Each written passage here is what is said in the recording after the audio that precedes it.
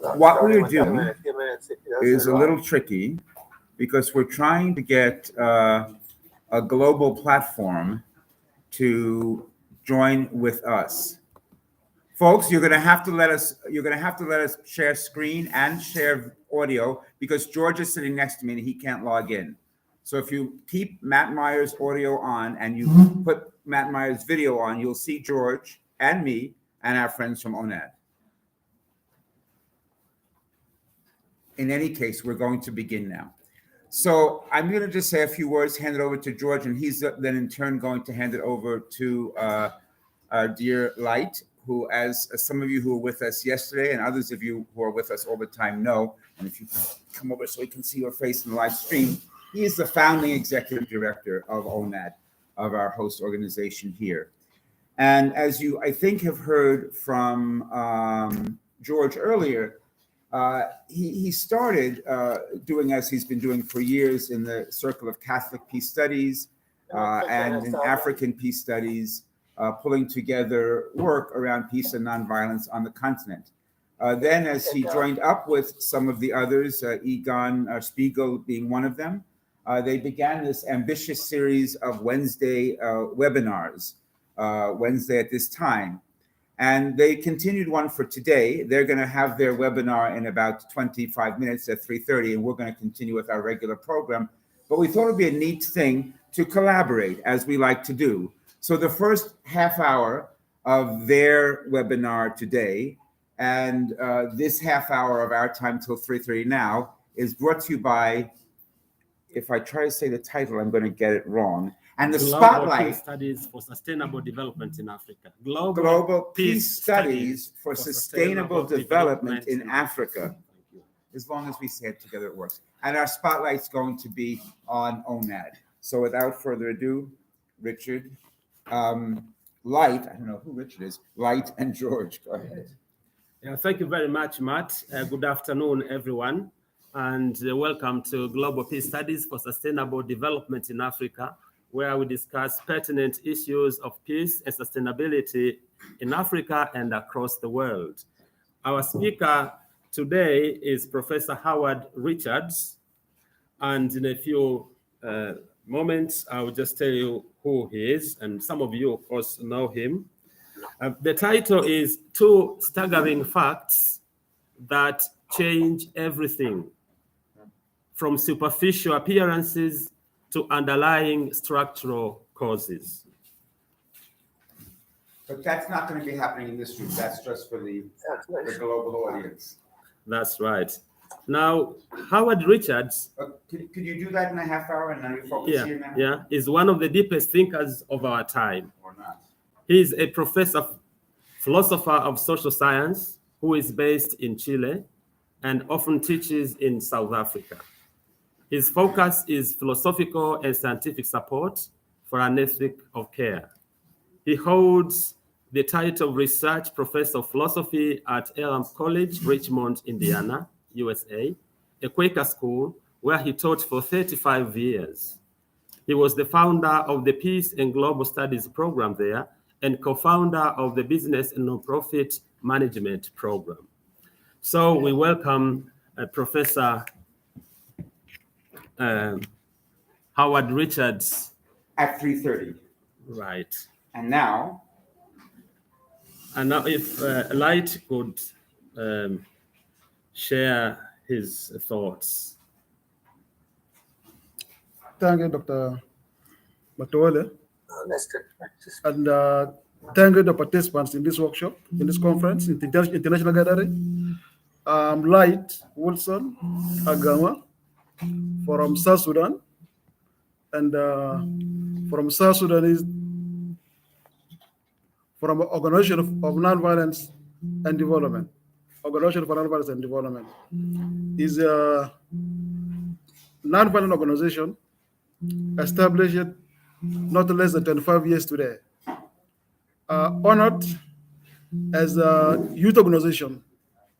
It started in Khartoum in late 90s as a result of political. As a premise, peace requires justice. and justice requires. Okay, this was not understood, so I'm sorry. We're going to shut this off. They didn't get it, and I don't know, George, why it wasn't fully communicated to them. But we're going to cut this off, and we're going to ask George to leave, and we're going to continue the focus on light, as had been agreed. They were supposed to start at 3:30. They did not understand it. So, yes, founding director, Light, please continue.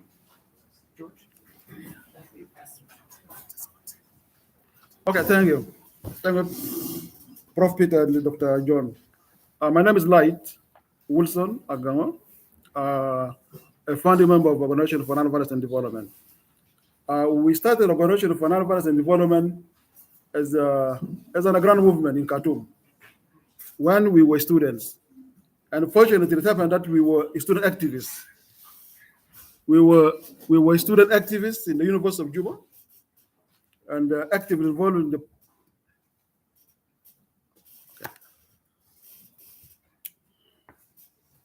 we were actively involved in student politics, and as a mouthpiece of South Sudanese is struggling for peace, and South Sudanese students is struggling for justice. South Sudanese students is struggling for independence of the country. And after graduation from the universities, we started the same at the community level. And the first opportunity we had was to undergo a training for transformation. That was in 1996, and I was still a youngster. In 1996, we underwent a training for transformation in Khartoum, facilitated by the Diocese of Lund, organized by Diocese of Lund in collaboration with the Diocese of Louis in South Sudan, and facilitated by Grassroots, the UK-based organization in Khartoum. And after the workshop, we were told, we go and implement what you got from the workshop.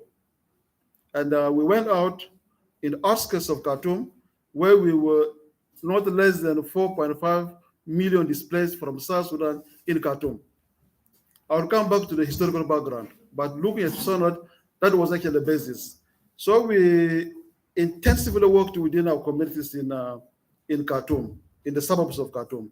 These were at the peak of South Sudanese and the Northern Sudanese struggle. South Sudanese struggle against the government in Khartoum for independence of the South Sudan. And as a student movement, as activists in the government-controlled parts of the country, we also were involved in political movement underground. And at the student level, we were openly discussing issues of South Sudan. And after graduation, we continued working amongst the communities, and the church remained our base. The church remains our base, and the base is the Anglican Church. And then we expand to ecumenical movement. We worked for 5 years, more than 5 years, without registration. And in 1999, we named ourselves Youth for Human Rights and Democracy. And we were working on human rights and governance issue in the country. And because we identified our issues was governance issue in the country. We worked for 5 years, and our diocese, displaced in the Khartoum Louis, got partnership with Diocese of Lund in Sweden. And in that partnership, they gave us $1,000. That was the first support from outside, $1,000 for 5 workshops. We successfully implemented the workshop, and we put the reports. They increased $2,000. We implemented. Then they gave us 5,000.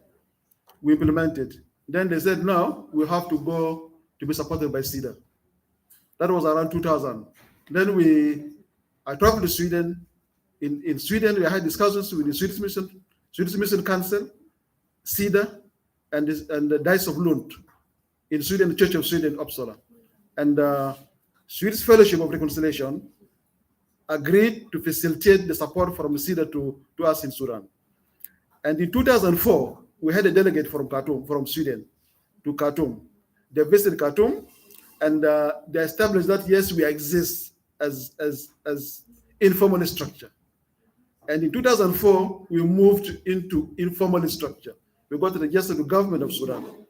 With the government of Sudan, And then we established the bank account.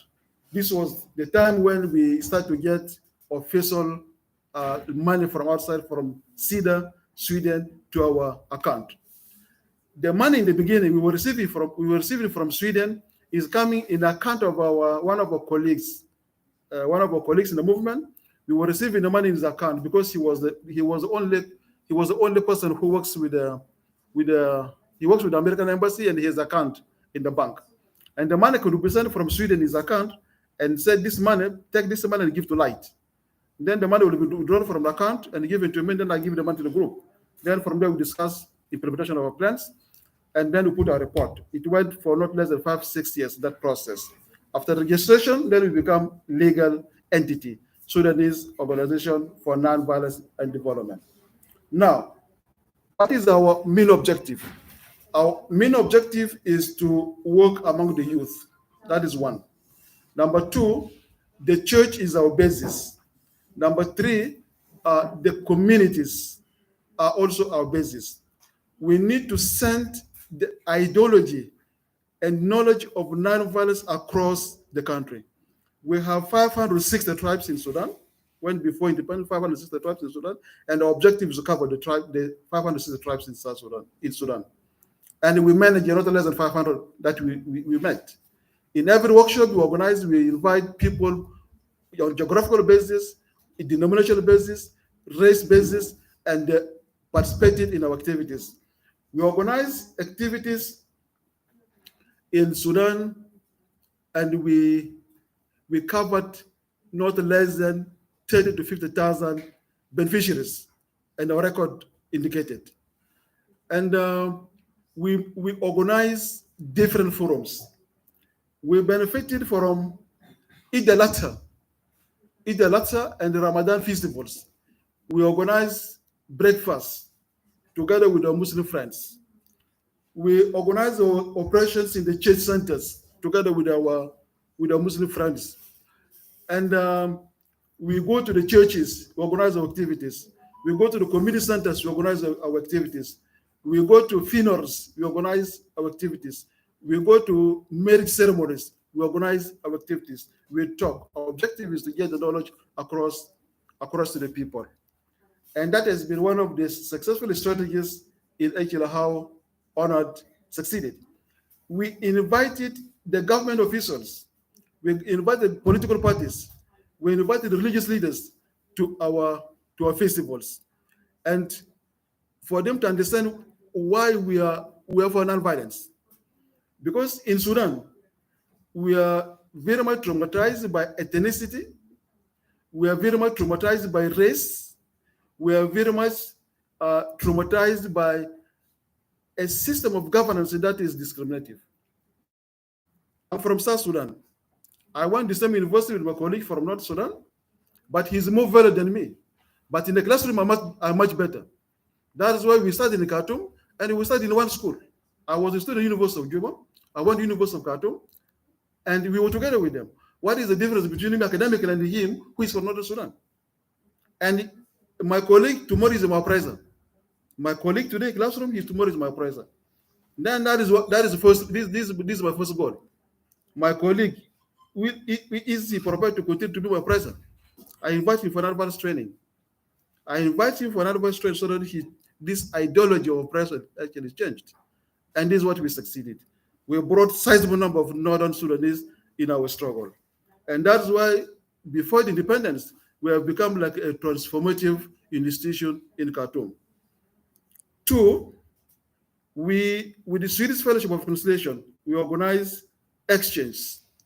I led a team from Sudan, and we selected in our team people from the oppressed, and we who were oppressed, we selected people from them and people from us, and we talked with Sweden in a non-violent exchange between Sudanese, Palestinians, and Israelites. It is because the same scenario in Sudan is happening between Palestinians and Israelis. Now we have Israelis and we have Palestinians. We have South Sudanese and we have North Sudanese. Let us discuss. It was a good experience. And we found that we have many in common. The Israelis who are oppressing the Palestinians and who are here, there are some of the Israelis who are even against the ideology of oppression.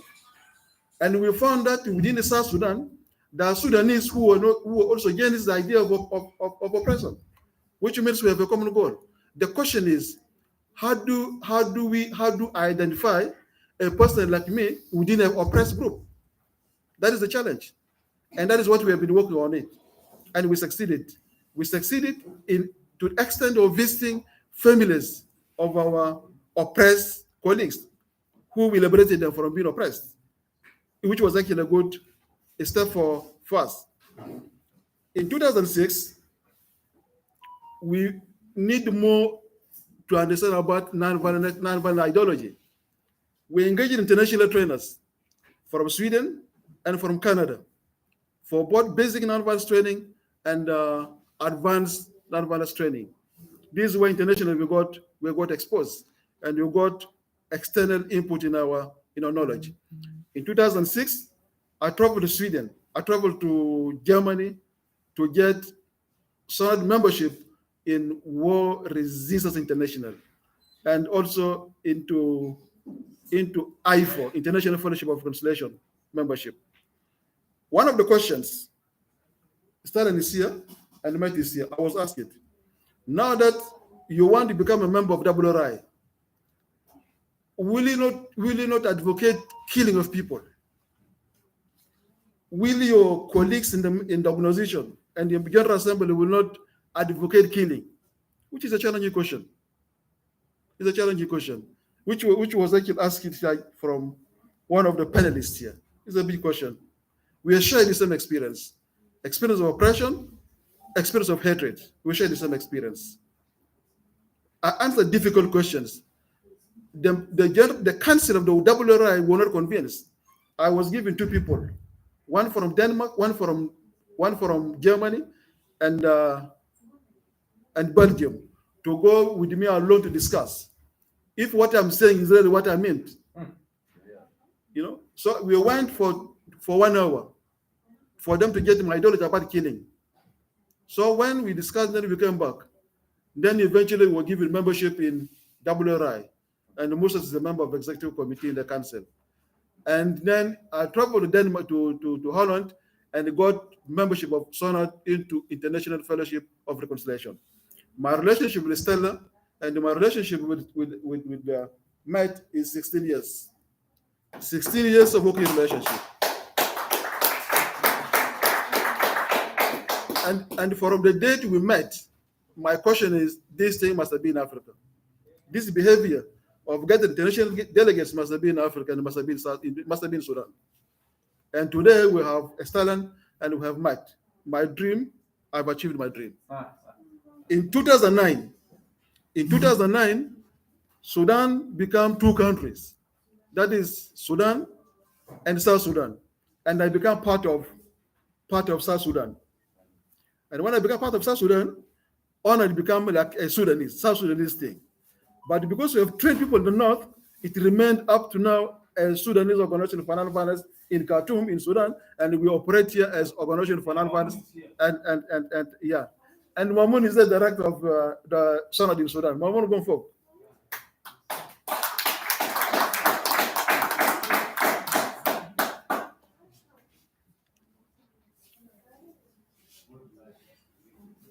Yeah, that is Mamoun, the current director of Sudanese Organization of Non-Violence in Sudan.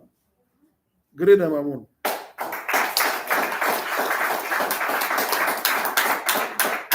Thank you, Mamoun. You will speak later. Okay, what we do in SONAD, we give skills.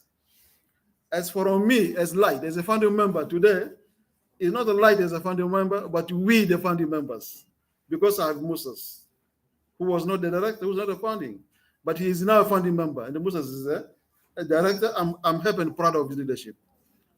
Can you stand up? Those who actually we trained in ONAD. Paul, Mulana Paul, can you stand up? Many of them are here. Many of them are here. We have produced lawyers. He's a lawyer now. He's a lawyer, and he's a non-lawyer of ONAD, which we never had. We have doctors, we have activists, we have all sorts of people in Sudanese society. In the government, we have people who are working for us. It is through the effort that the world is successful today here. We have a good we have a good relationship with churches. We have a good relationship with churches, and we have participated in ecumenical forums, discuss issues of this country. That's why today this organization is under the pattern of the primate of the Episcopal Church of South Sudan. I have to bring to your notes the Archbishop of the Catholic Church, who will be here next tomorrow, who will be here on Wednesday on 11th, was our facilitator of human rights education in Khartoum. So we have connections and people who directly work with them. In conclusion, I want to bring to your notes our struggle is based on the basis of injustice during the government of sectarian government of Sudan. We became a modern country in 1821 as Sudan, but South Sudanese have no independence. In 1956, we got independence of Sudan. We became independent Sudan, but we South Sudanese we were not independent because oppression and injustice continued. The very day we got independence in 1956, Southern Sudanese started revolution before 1956 independence. In 1963, it was made more worse. The South was turned to be an Islamic country, an Islamic part of the Sudan. People have to go on Sundays to the work, and on Fridays people have to go for prayers. It increased more violence. More violence and demonstration went throughout the South. Students went to bush and took up arms against the government in Khartoum. In the government system, in the Ministry of Foreign Affairs, there is no Southern Sudanese as ambassador. The first Sudanese to be appointed ambassador was in 1971, and was from Western Equatoria. The first South Sudanese. All the foreign diplomats were Arabs. In the high institutions, universities, if 10,000 students were admitted, by then it was University of Khartoum and University of Juba. University of Juba was opened in 1979.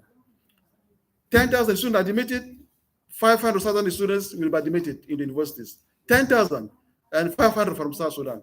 Sometimes 250 from South Sudan. In the military college, if 500 students were admitted, you will find 5 from South Sudan. And that has been the nature of the country. And we said we can't keep silent on that. That's why there was a liberation struggle from 1954 to 1972. That was a liberation struggle. In 1972, we have a self-government. 1972 self-government for the South. And the 1972 self-government for the South was also abrogated in 1983. It was cancelled. Again, the government was centralized. This increased more hostility between North and the South. And the armed struggle was effected. And non-violent struggle was effected. But we believe in one. We believe in non-violent struggle. And because the base of non-violent struggle in this country is the church, is the community structures in form of chiefs, and the church started the base of civil society movement in this country. And that's why today we are tapping on the initiative that has been started in years back for the struggle of people of South Sudan. And the political parties then came in. The political parties, the student movement, the chiefs sets this base of civil society movement in this country. Now, 1993 set a final blow for independence of the country, where John Garang led the final revolution, coupled in 2005 peace agreement. It took 2 years. Then finally the agreement was signed, which was a non-violent action, because violence alone cannot bring peace. Violence was proved cannot bring peace, but non-violence can bring peace, and that is what we believe in. We believe in non-violence. That's why today we're a member of the International Fellowship of Reconciliation. We believe in the Bible as a tool of non-violence, but I know there's some controversial verses in the Bible. We're not concerned with controversial verses. We are concerned with tools in the Bible that talk about peace and non-violence and reconciliation. We took those verses. We agree. Islamic religion is not about religion, because we lived under Sharia. But there are those verses in the Quran which were deliberately used for oppression, which we refused. And we told them in Khartoum, there are verses in the Quran should not be used for oppression of people of South Sudan. There are verses in the Quran that talks about peace. This is what we want. And we have been preaching even Quran in our workshops in Khartoum. We have people who can facilitate non-violence from Quranic perspectives. And some of us can facilitate from biblical perspectives, quoting what Martin Luther has been doing, quoting many others. And we quote Bashar Khan in Pakistan. Bashar Khan and Gandhi, there were two different religions, but they work on one cause, the cause of non-violence. This is what we said. We share similarities with some of you in this country. And that has been our struggle. And as you continue struggling, we believe also the way we got independence in this country in 2011, you will get independence. You will get independence. But it needs commitment.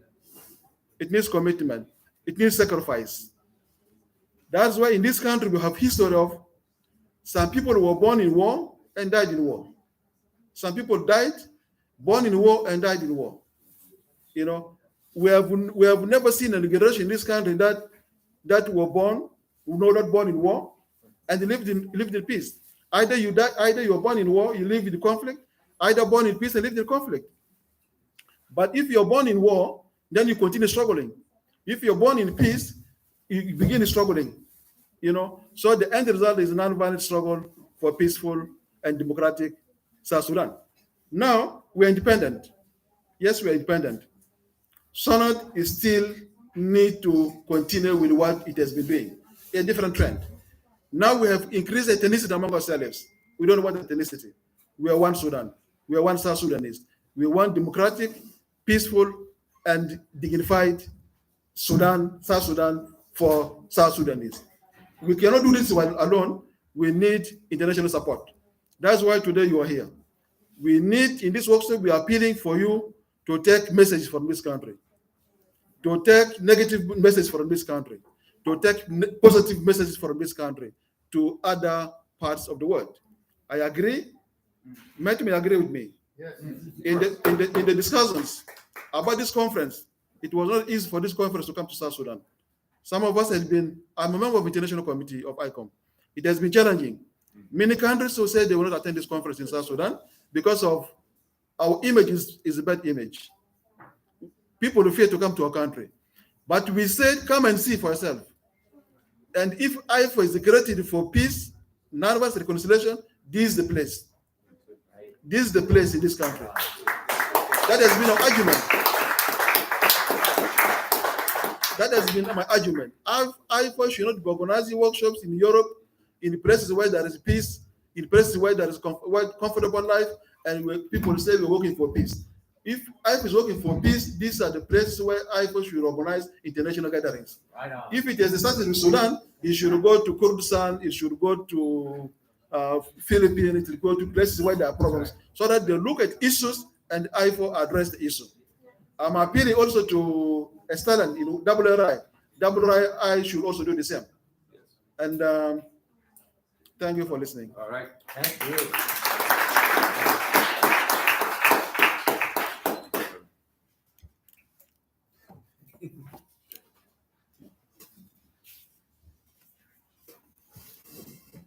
Can we just have another round of applause for all of our ONAD hosts and for the founding director here. Thank you.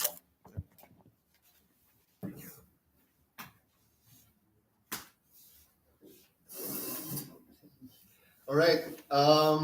It's my honor to begin the next part of this day which is a special seminar that is focusing on new resistance and renewed solidarity in Africa and beyond.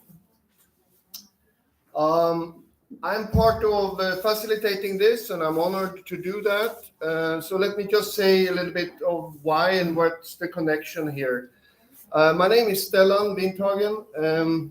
I'm a professor of resistance studies at University of Massachusetts, the United States.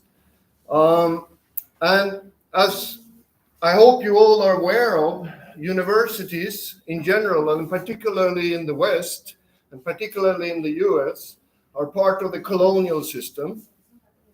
It's been part of the exploitation of people, or part of organizing the power of the state to control people, to develop forms of oppression. So for me and people within the Resistance Studies Initiative, which is what we started at the University of Massachusetts, where Matt is active and some 10 other people are active, we are trying to decolonize the work of academia. We do that by utilizing the resources, the space, the connections that the university has in order to further knowledge about resistance. And we do that by focusing on the activists that have experience, what we call the professors of the street, something we learned in South Africa to view and understand the knowledge that people get from pain, suffering, prison experience, and exploitation of how to do resistance.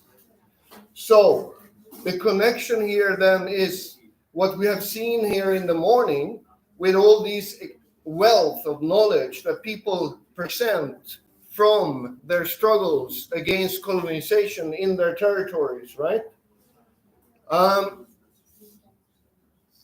That knowledge we center in our seminars. We've had seminars on Black liberation, Native American resistance at the university, where we gather people that come from these struggles, from different generations of these struggles, to meet up, exchange with each other across generations and across different groups, knowledge, and where academics like Matt and me are sitting and listening and learning and developing research projects, research ideas and articles built on that.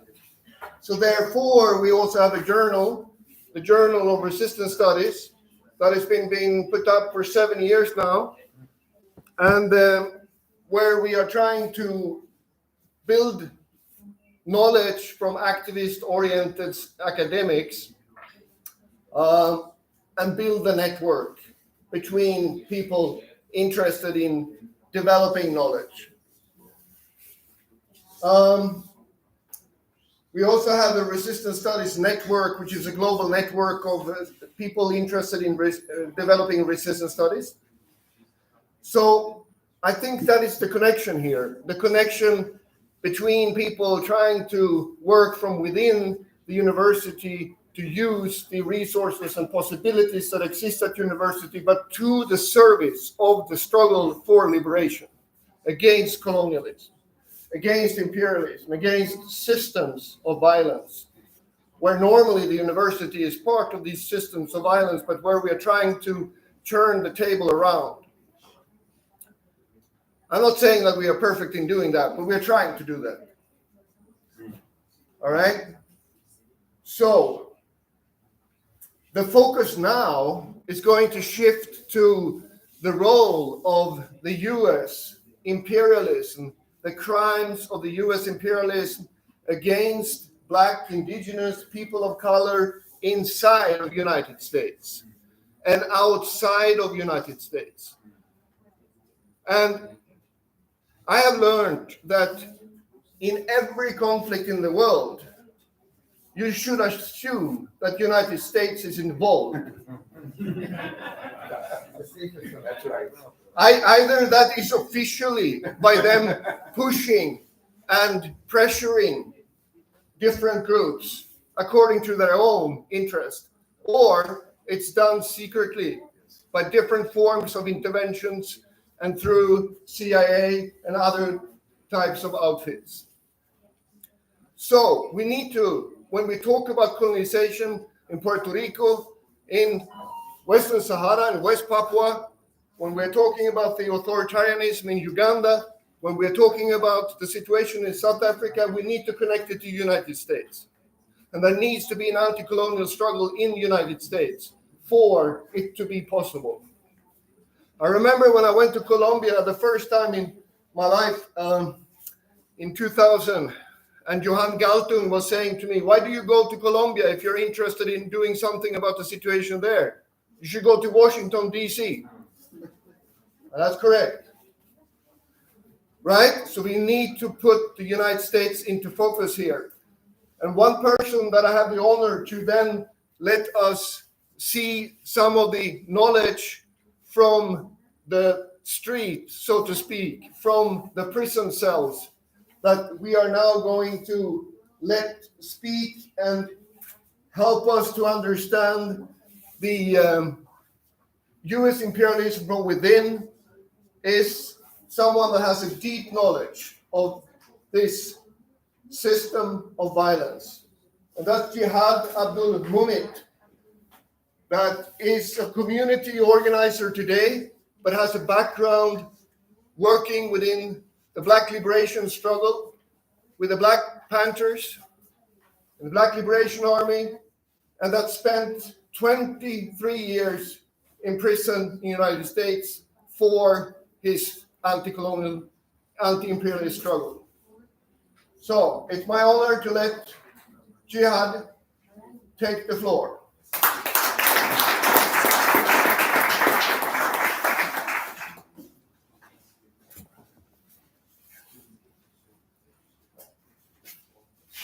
Assalamu alaikum.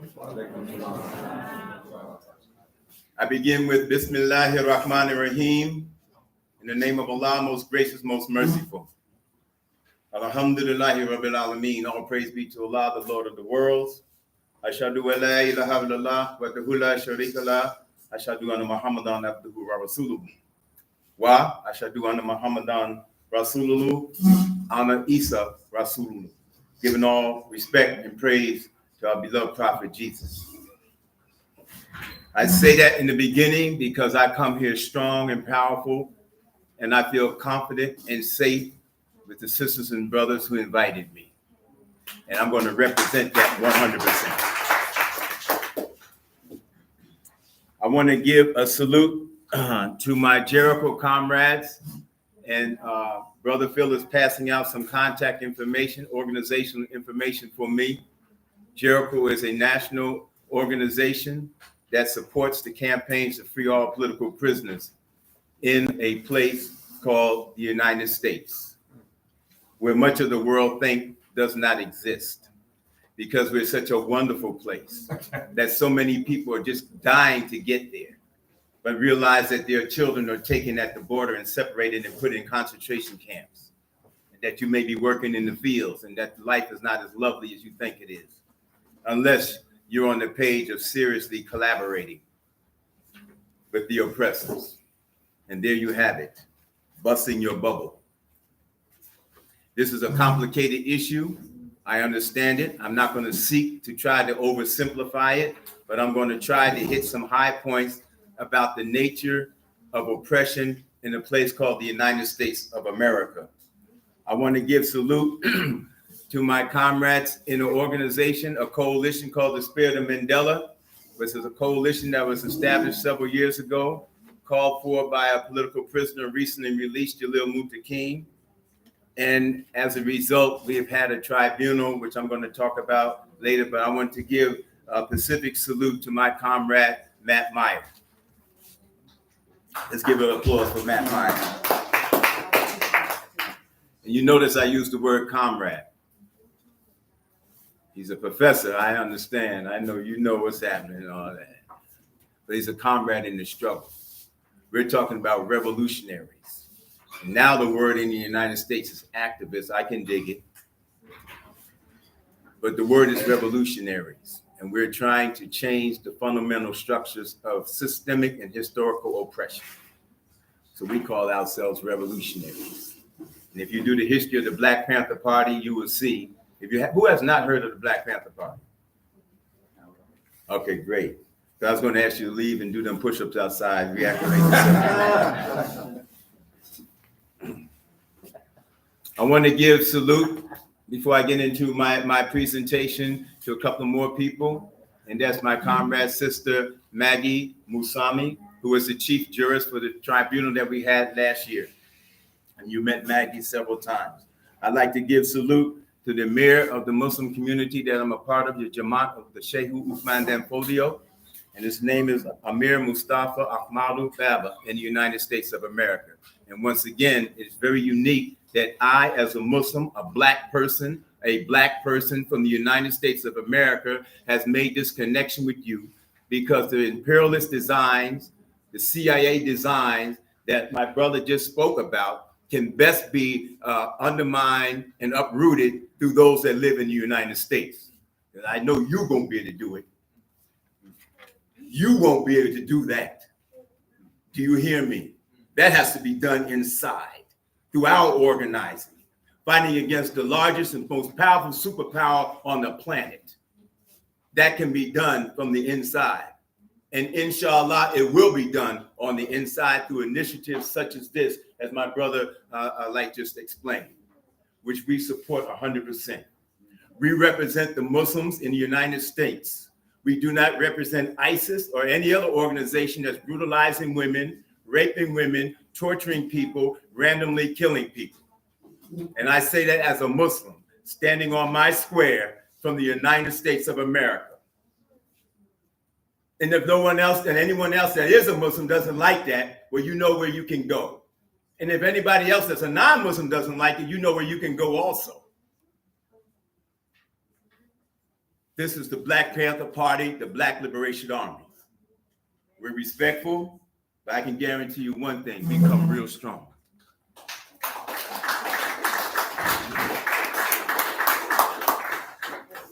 The United States is a great and powerful country.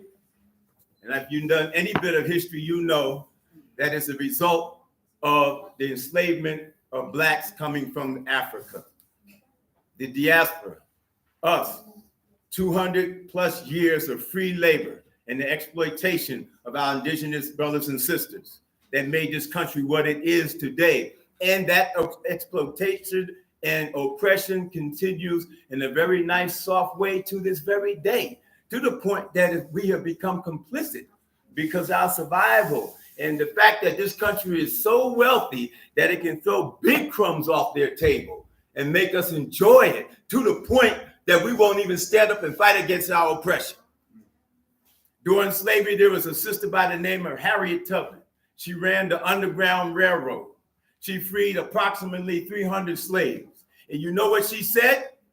Do you know what she said? She said she could have freed thousands more if they only knew they were slaves. If they only knew that they were slaves, if you only knew you were oppressed, if you only really understood that you're victims of colonialization. So I want to add myself, representing African Americans, to the list of our comrades and brothers that came from different colonized nations to that list. Because we are also colonized. And it doesn't have to always mean physically. Because one of the worst forms of colonization is the colonization of your mind, where you become your own oppressor. You become your own oppressor. You become the lapdog of the oppressor, the bedfellow of the oppressor, the traitor, the sellout. You are the one that can't be trusted. There was a leader, Al-Hajj Malik El-Shabazz, his name is Malcolm X. He defined the situation as this.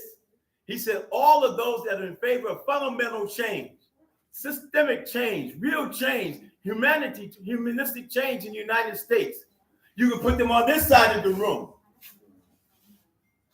And those talking about our own people that are opposed to that are comfortable being in the bed with the oppressor, that are comfortable with selling you out, that are comfortable with making some gains in society and using that even against you. that are comfortable being complicit with the oppressor, you put them on this side of the room. And these are the people that will be your front line of opposers to undermine what you're trying to do, your own people. Now tell me it's not true, because you go through the same thing here in South Sudan. That's why that's internecine strife that we have to deal with, that internal violence that we have to deal with in our own communities. We became rich on the back of slaves, sisters and brothers. I myself and everybody that's ever had a taste of the United States of America, that enjoys running water where you don't have to turn the AC off in the middle of the night, that you can have a bowel movement and flush the toilet and know that it will work, that you have a flat screen TV at home, that everybody, even the homeless person on the street, has a cell phone. Enjoying the fruits of oppression. We all, including Jihad Abdul-Mamid, enjoy the fruits of the oppression of my own people. How can you deny it? I'm not going to just willingly go out in the woods and consciously deny myself. We're intricately involved in this whole thing called life 24/7. We're all intricately involved. Look at our clothes. Look at our vehicles. When I go down the streets of South Sudan, I see the same thing in the ghettos of America. And by the way, when you hear the ghetto of America, what type of people you think of? What demographic? You sure don't think about white folks, even though they live in ghettos too. Because the commonality of it all is black people still being oppressed, as we have been for decades. We had a tribunal last year. I spoke about the spirit of Mandela. I spoke about the spirit of Mandela, this coalition. We said that we're going to organize a tribunal charging the United States government with genocide. Genocide. If you don't know the legal definition, I'm going to read it in a minute. And Sister Maggie Musami was the chief jurist along with 8 other jurists from around the world. I did not know, even though I know now, Sister Maggie. We had to prove that case of what we already know to be true, but we had to prove it in legal terms. What is genocide? When my Palestinian brother spoke about that as an example, we mentioned the slaughter of our Jewish sisters and brothers. We talk about Rwanda, Bosnia-Herzegovina. We talk about places and times that you can chart the beginning of it and the end of it, quantify how many people have been killed, look for the war criminals, track them down if you can. But when it comes to us in the United States, we're talking about a form of genocide that's been going on for hundreds of years. They call it slow genocide. Slow genocide. So I'm going to read this definition. And I defy anybody to say why and how this does not apply to Black, brown, and indigenous people in the United States. It is the intentional, and this is by the 1948 Convention on the Prevention and Punishment of Genocide by the United Nations. And it is also coded in the United States Federal Code also. Even though in order for that to be prosecuted, the government has to prosecute themselves. So, da-di-da-di-da. It is the act of committing in whole or in part. In whole or in part. Doesn't mean that you decimated everybody, because you do need somebody to wipe your behind and wash the floors. You do need somebody to run the garbage trucks and clean the streets and do the menial tasks. You do need the slaves. You need modern day slaves. You still need that in whole or in part, intentionally. And I talk strong, so I hope I'm not making anybody uncomfortable. That's my voice. Don't ask me to change it. The intentional killing in whole or in part by 5 elements. Killing members of the group. Killing members of the group. Do you know for 70 some years, just let's going to pick a time frame from 1877 to 1950, for example, there were over 4,000 Blacks that were lynched. You know what lynching is? Hanging from a tree. And that's not counting those that were disappeared, that were assassinated, that bodies were found at the bottom of the lake if they were ever found.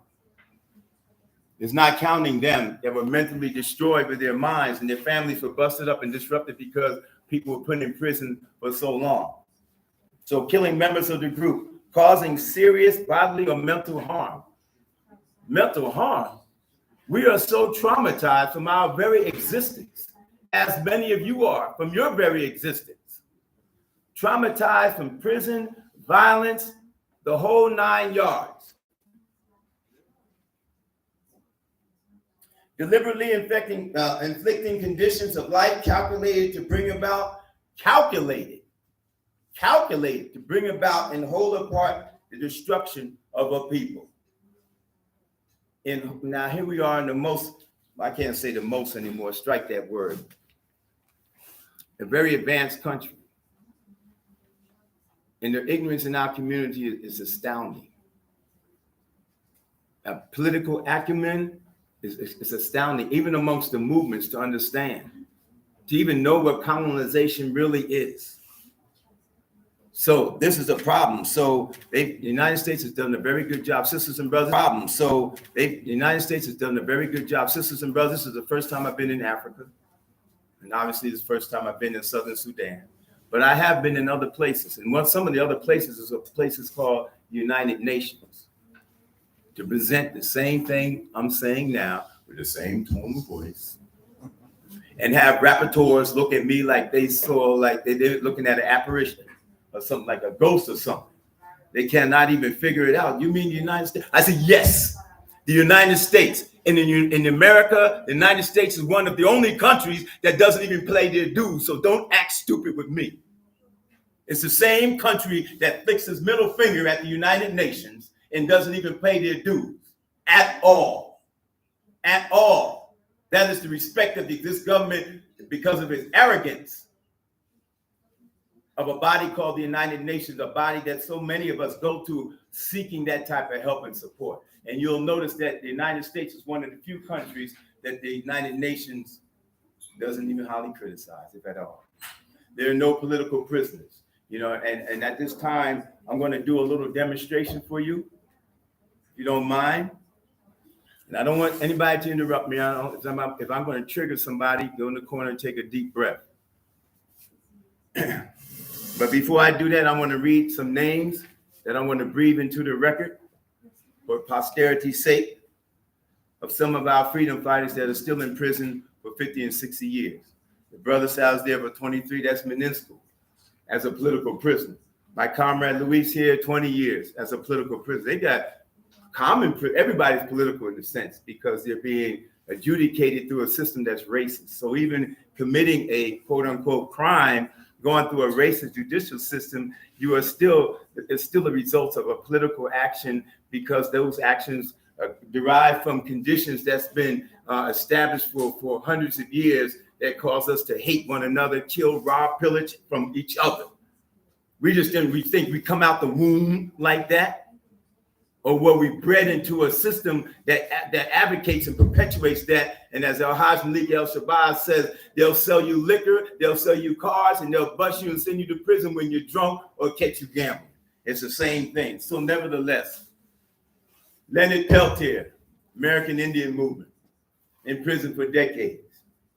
Dr. Afia Siddiqui, many of you internationally may know her, Pakistani sister, in prison with an 86-year sentence for shooting at some Marines. You think, well, first of all, she did. That's not really what's happening. But guess what? If she did, after being renditioned for 5 years and raped and tortured, I'll be shooting at somebody too. I salute Afia Siddiqui. I don't know about you. I have the courage to salute somebody that tried to take an action, even if it was true or wasn't. If it was true, I salute that person. A woman that tried to stand up against the big badass United States Marines, and then come over here and get 86 years, and Muslims in our country don't even mention her name because you're scared shitless. You're scared to death from losing your job and your position. And what will the neighbors say? And from any country, I know you can relate to that. That's why politicians, nobody even supports Palestine. Horrendous as that is, that brother stood up here, and you know the history. You didn't get no support about Palestine coming from the United States. And politicians don't say a mumbling word. Ed Poindexter, Black Panther, in jail for decades. When I say decades, I'm talking about half a century, by the way. That's older than many of y'all sitting here. Kamal Siddiqui, Black Panther, Black Liberation Army, in jail decades before, and now again with the life sentence. Dr. Matula Shakur, acupuncturist, Dr. Matula Shakur, dying of 4-stage cancer, won't be released. We're still trying. Imam Jamil Alameen, also known as H. Rap Brown, life sentence. Baranza Bowers, released on parole decades ago. The government stepped in and said, no, you can't release him. Total violation of the law. He's still there. Mumia Abu Jamal, you may have heard of some of these cases. And why is it so important that I breathe into the atmosphere of these names, sisters and brothers, so that from you, from another country, Southern Sudan, or wherever else you may be from, for you to realize that we have freedom fighters too. That we have freedom fighters too. Okay, so believe it or not, my presentation is not as long as you may think. But I would like to call my brother John up here. And Matt, you might have to turn this around because I'm going to get into the center of the floor.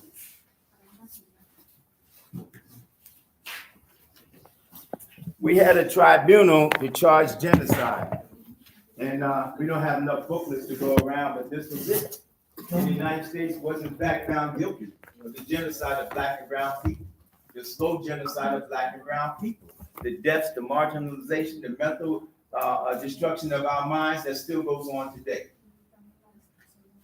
And Sister Maggie Musami was the chief jurist on that. So my brother, you have to tell me, you might come here. Like I said, I don't want to trigger nobody. I'm going to make, you state your name to everybody. Go ahead. George Mutalemwa is my name. You got it. My dear brother is coming out the store, and I'm going to rob him. I'm going to stick him up. I'm going to present myself with violence. So I say it out of respect. If anybody, please don't disrupt. I love this brother. He loves me. Don't say, oh, no. Don't come like that when our people are being killed by flies. You're worried about a demonstration in the room. So don't fake that stuff. So I don't want to scare nobody. Actually, I don't have any hair. I know that changes things, right? Oh, okay. I don't want to lose my dear sister when I meet her. So I don't know how well my brother can fight, but actually I'm a boxer. And yeah, then he probably can get it on a little bit. Because I hope so, brother, because I'm going to come at you in a minute. All right? So I am going, not only am I going to rob this brother, but I'm going to try to, I realize that, you know, he may have some skills, so I'm going to have to rock him up a little bit. Okay, are you ready to be rocked up a little bit? You getting the thing? You ready to go? I'm not smiling, by the way. You ready? All right. Now, ready? I want another volunteer to come. But before that, does he have a right to defend himself? Yes, it does. Does he have a right to defend himself? Yes. It doesn't mean that he's going to win. But does he have a right to defend himself? Yes. Unquestionable. Now, whether that he's successful or he decides to just get out the win because, you know, I'm a big bad person and all of that, that's fine. He has a right to defend himself. Now, what if it happens every week? You think that after a while he's thinking to himself, man, I got to do something because I got to go this way to the store for my livelihood, for my family. So he's not only on the total defensive, he's going to have to be some type of plan in mind so that so I just don't, you know, vamp on him. All right, so I need 2 other volunteers. Anybody, just come right up there. Make sure that you stress this corner, sister. I'm going to get real serious here. I need somebody. Oh, here we go. I wanted him specifically to talk back. Okay. So I need another volunteer. Anybody? Just come on up here. Come on, sister. Oh, man.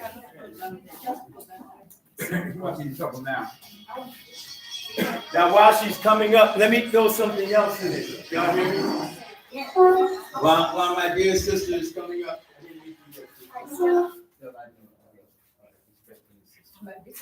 Yeah, I know you. Okay, oh, you took your shirt off. That's good. All right. Now imagine if I'm just not a robber coming out of a store, if you will. What if I'm the state? What if I represent the government? What if I'm jacking you, robbing you? This slang, excuse me. What if I'm robbing you all the time? Not only physically, but also mentally, intimidating you, compromising your position as a human being as it relates to the rest of your family. But now I see, I brought other people up here because other people in the community are tired of this. And they're joining my brother. I need 3 other people. Oh my God. Anybody? 3 people. I'm just sorry. We don't have a free for all this to let you know this is how this is going to end. So you're going to end it for the rest. 3 more? Yeah, 3 more, yes. Anybody, come on up. I represent the state now. I'm not a petty thief. I'm representing the state. So the right to self-defense is there. It's there religiously, and it's there just as your human response as a human being for us to protect one another. So you can line up here.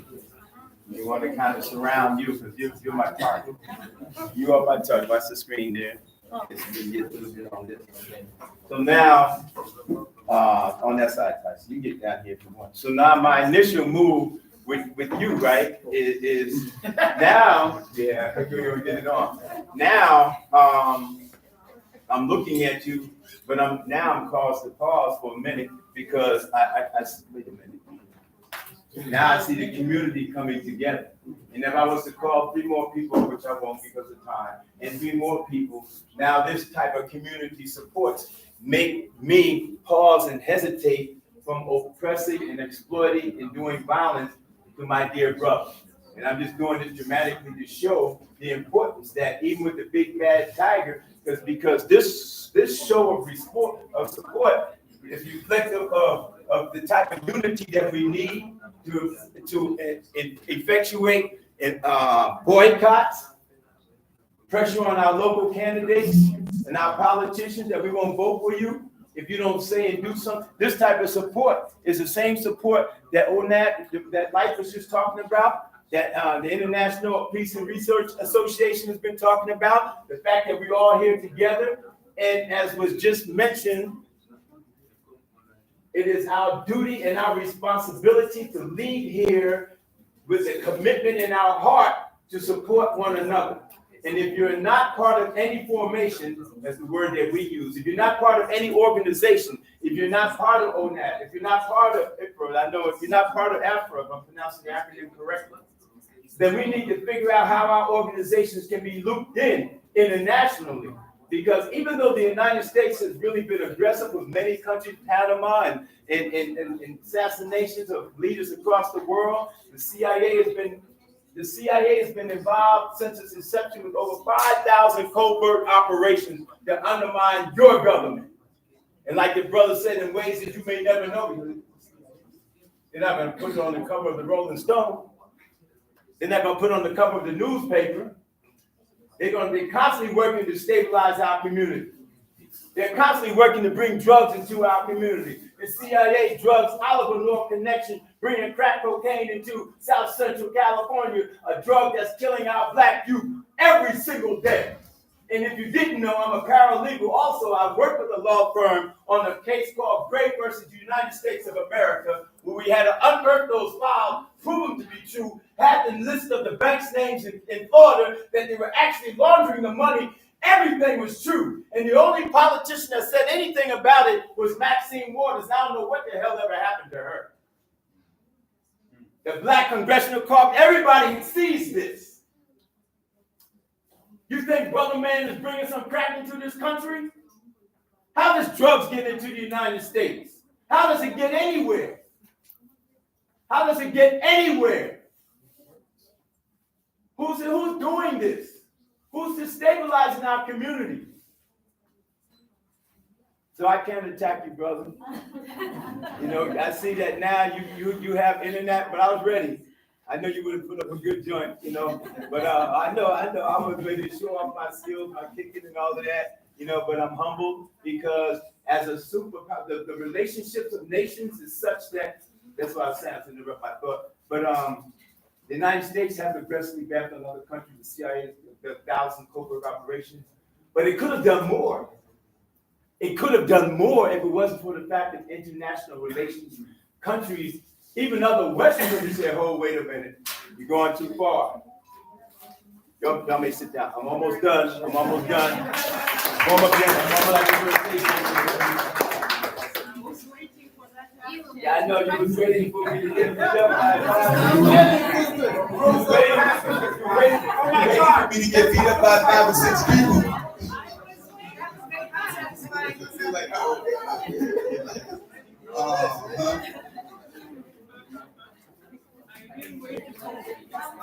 So the strategy is this, and I'll say this to Brother Light and to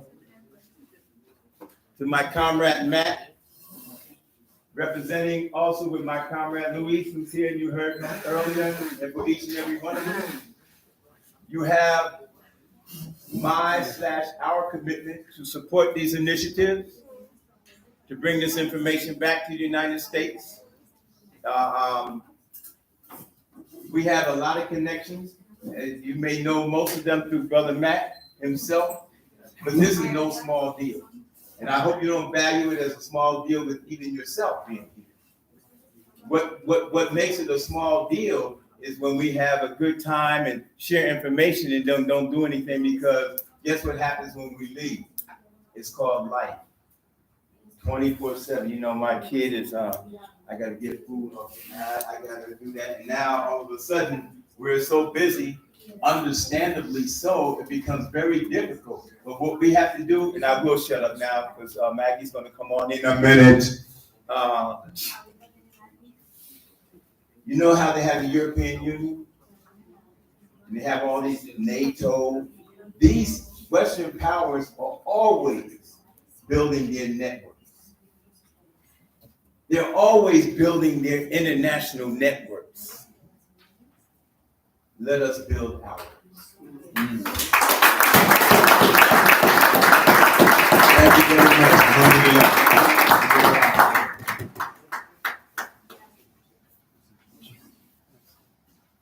Wow, thank you so much. I'm giving now the floor over to Sister Maggie, Attorney, Chief Justice, and also former member of the Parliament in South Africa, right? Economic freedom fighters. Please.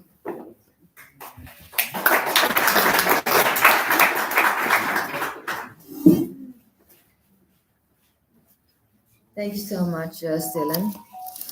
Thank you, everybody. So I want to stand as well, but if I have to call someone to fight, I'm going to beat you. I'm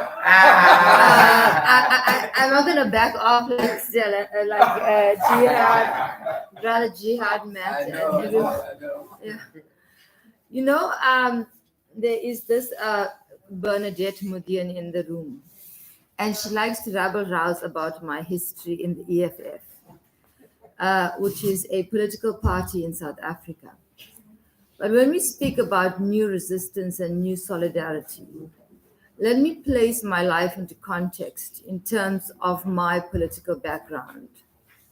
At the age of 11, I became an activist for human rights and started with a campaign for Tibet, where I stuck pictures onto a paper and carried around with me and stuck it at school, sharing the gross violations, because we were under severe oppression at the time in South Africa. At the age of 12, we were still banned as the ANC Youth League, and all of our allies. And that was when we joined the ANC to build branches and to build the movement at the levels of, I'm a very old person, let me tell you, okay?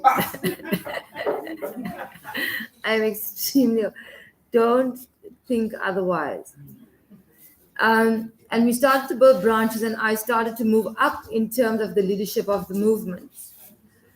And in 2011, there were a few of us that were expelled, suspended from the African National Congress. The same movement with the UDF that brought liberation, including and through an armed struggle, led by young people in Umkhonto we Sizwe. Nelson Mandela was not an old person when they formed Umkhonto we Sizwe. He went to Albert Luthuli and said to Luthuli at the time, "We are going to do this, and when I leave, whether you agree or disagree with me, just know that we are going underground." Now, I'm saying this to you because one has to make an analysis, a fresh analysis, as to whether violent movements and non-violent movements are creating a new space, a new dimension in society. And so we were then removed and decided to form a political party, which was the EFF. I subsequently decided to practice law and take a break. I was too old by then. I was a retired politician. The principle is that we're moving into an era of resistance. When we speak about new resistance and new solidarity in the 21st century, we need to locate and understand the conditions during the Cold War and post-Cold War conditions that created an environment that was fertile for the purposes of being able to generate, without the same level of the ammunition that was at the disposal, the purposes, the trauma that emanated from that era, into one that caused people to find new strategies, new ideas for resistance and for solidarity. Where are we now? We are now in a space where we have to internalize and look at the same circumstances. And don't be fooled that nonviolent movements are successful by its very nature. Let me give you a few pointers in terms of civil resistance and what has been, and the reason that they have grown momentum to an extent. One is that people see nonviolence as legitimate and a successful means for creating change. In South Africa, apart from Umkhonto we Sizwe, in the 80s and 90s, we had what was then called Hibla, which then became Pagad, an organization that was responsible for some of the activities that were violent in order to bring about the kind of respect that was needed. And like the Black Panther movement, there are still many who are remaining in incarceration in South Africa. Now, when you have to compare those who, when we speak about, there was a poster yesterday, I asked someone to take a picture of it for me in ONAD on the wall. In peace, there must be justice. Now, when you looked at the TRC, and everybody then said, oh, this is a peaceful process. What Gakaka did in Rwanda, Ubuntu was the same practice, philosophy in the TRC in South Africa. But you had seasoned assassins and mercenaries who killed in the name of the law and in the name of putting the same plate of food, Brother Jihad, on the table, the blood of anything that was not white. And yet those who were involved in a counter movement remain incarcerated, 948 years in total. So the one thing is that, is there full justice in the process of liberation and peace. And if there is no justice, then one has to consider the legitimacy and of the process. I am not advocating, I'm giving you the reality of the circumstances that we face as a country, and that the many others with common experiences of having given their childhood and their adolescence and a huge part of their formative adulthood into struggle. Secondly, the success of civil resistance is associated with new information technology, the consumption of technology. You are able to know and understand, defend a battle over the ocean through CNN, through social media, through any kind of campaign. Now, we know this because we know what is happening in Palestine, because the media is present. The murder of a journalist confirmed that it was Israeli soldiers that had deliberately and intentionally killed the journalist. But what do we know, really, about the Western Sahara? We had a contingent of media that went into the occupied territories in Morocco to capture the violence of what had transpired when bombs were being thrown into the territories. They were removed. Their cameras were taken from them. Journalists. So what may be the case where you have access to expose through various media forms in that platform of your struggle? Don't forget to include that as a resistance for the Sahrawi people. They don't have the privilege of taking the media or the news. Even in South Africa, when we had to approach the media for the state visit of President Brahim Ghali, the media was resistant because as we spoke about, the euro-dollar diplomacy of Morocco is almost impossible to penetrate and to neutralize. The third issue is they are drawing up for the market for violence. And this is, we must then look at the finance dribbles of the Cold War. So have people then found that, okay, fine, we don't have the kind of finances for this, because we financed enough for the kind of rebellion that needed to happen in Africa and Asia and other parts of the world. But more importantly, I think it is the belief that post-war era was that the United Nations, and this has come out consistently, was then the protectorate of human rights. And that we know has been a failure. So people found comfort under the space of those instruments that were developed in order to find some kind of solace. And then it is the issue of more democratic governments becoming authoritarianism in terms of a need for economic justice. That is when the civil movement started to surface. So you had those that you assumed were Democrats, but just a wolf in sheep's clothing, because democracy came, even though it may have been a non-violent movement that brought about democracy.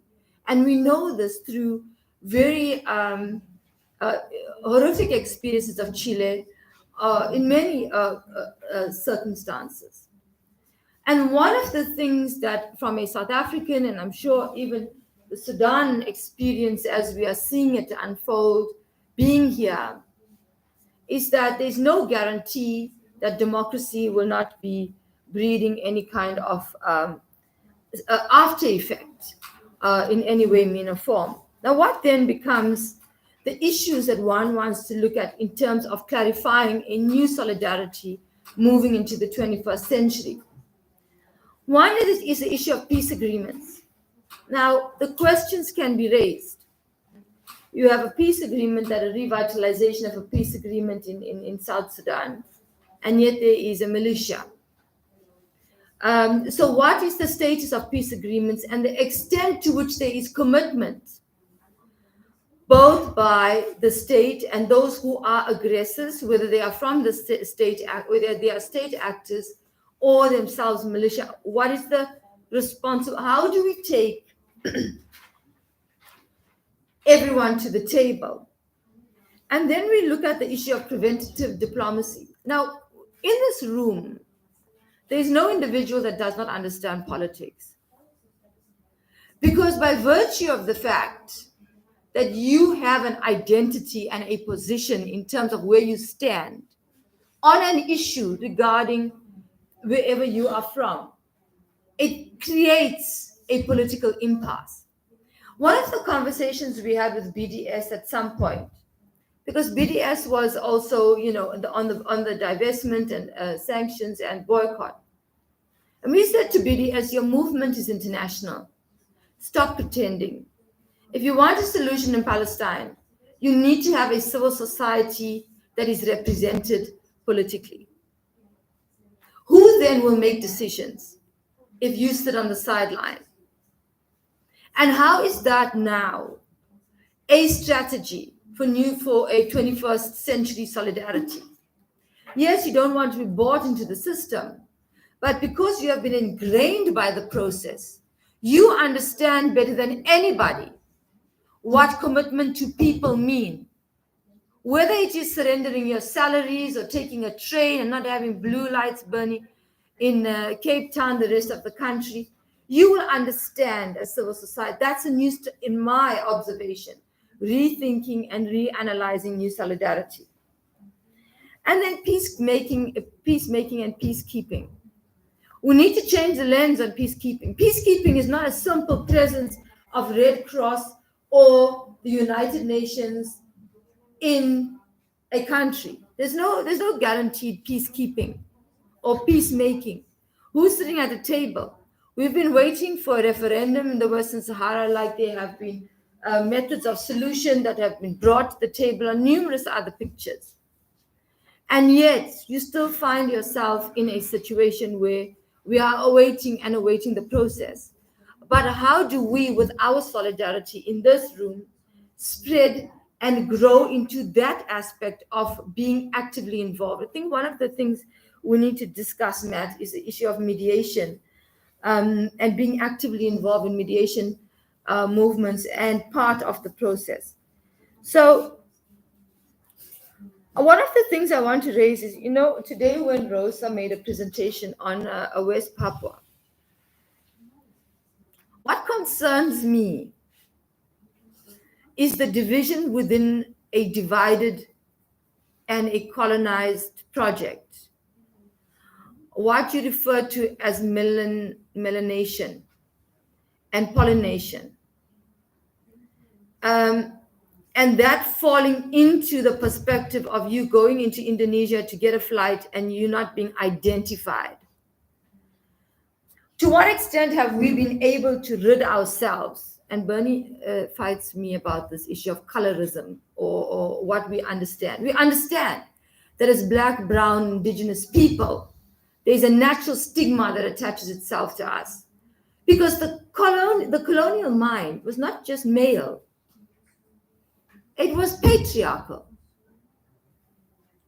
So when there is Ahmed, who speaks about the role of women in the KNK and how women are part of decision-making, not just at the grassroots level, but actively at a Congress level, then we can appreciate that, look, firstly, one form of oppression or the one form of discrimination has been lifted off the lens.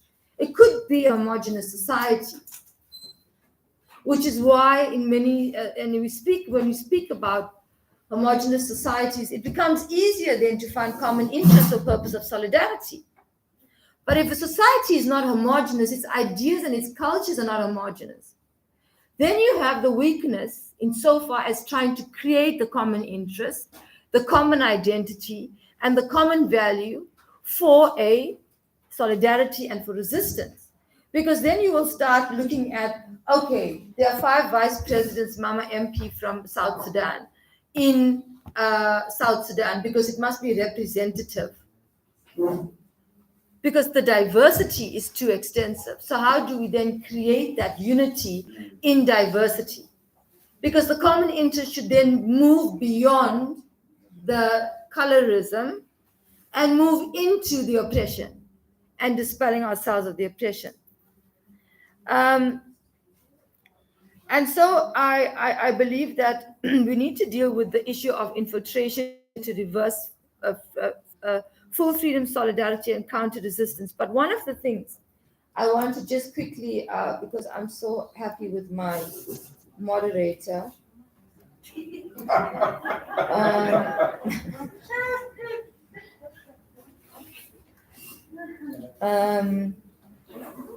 Is to look at Pan-African solidarity.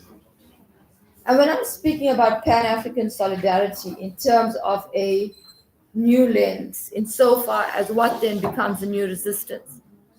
And what we understand, I think the power, when we speak about Pan-African solidarity, we understand that it is the identity of those who are from the continent of Black origin and those who are in the diaspora. So it's not an isolation.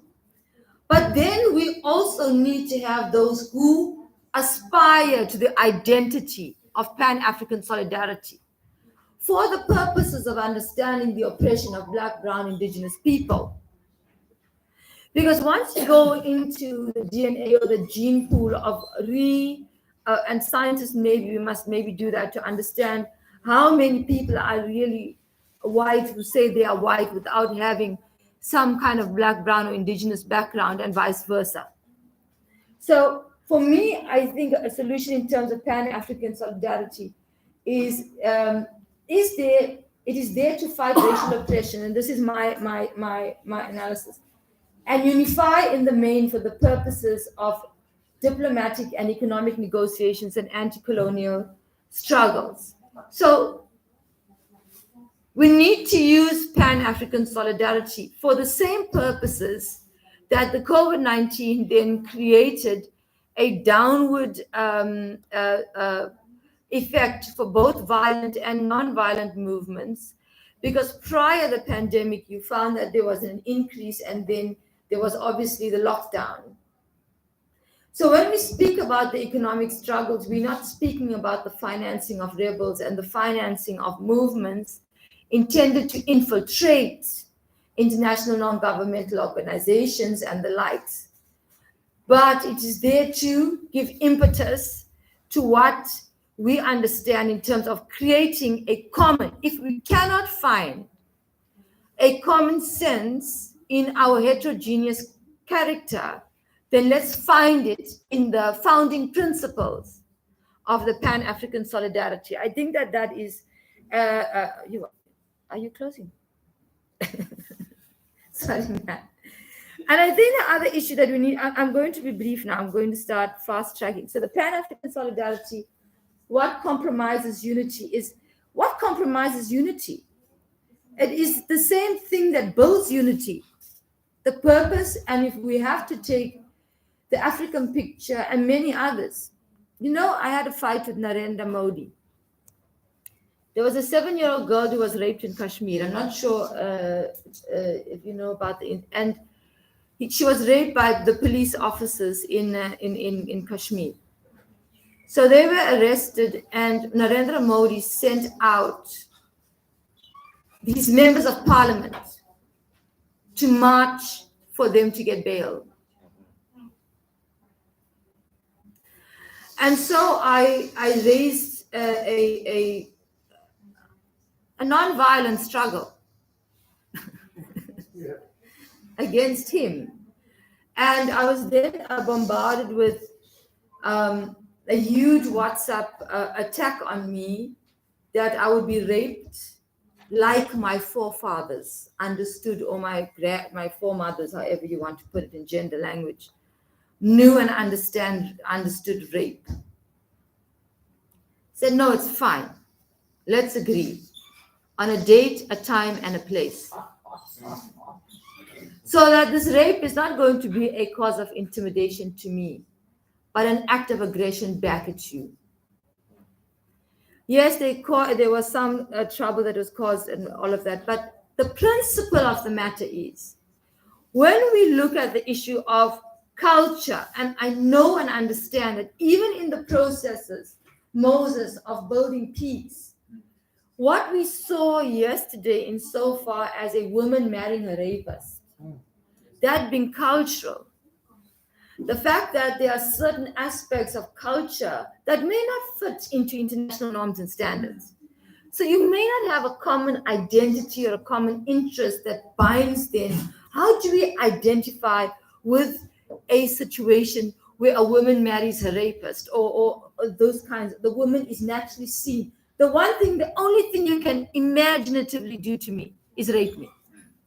So you cannot kill me. The only thing that comes to mind is let me send these guys to rape you.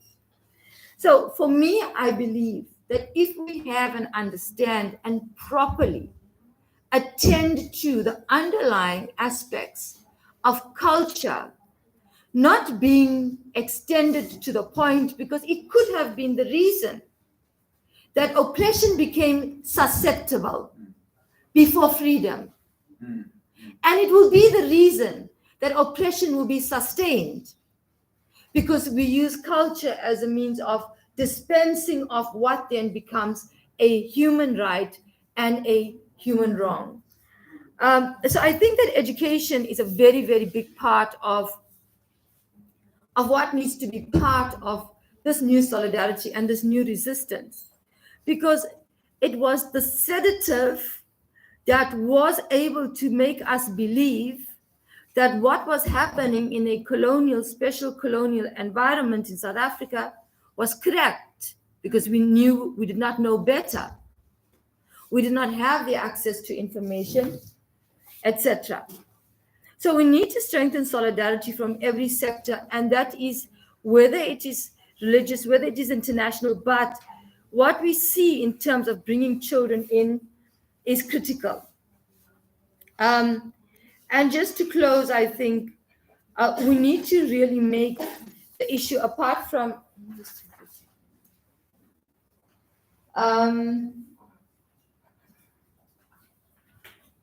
I think the one thing that we need to understand is that the partnerships that we have, whether they're AU-EU partnerships or whether they are partnerships that are these what is the effect of multilateralism? That is the issue that I want to bring in. Gia touched it a bit, but the effect of multilateralism, which speaks about peace, freedom, solidarity, justice, but its major underlying intention is economic gain.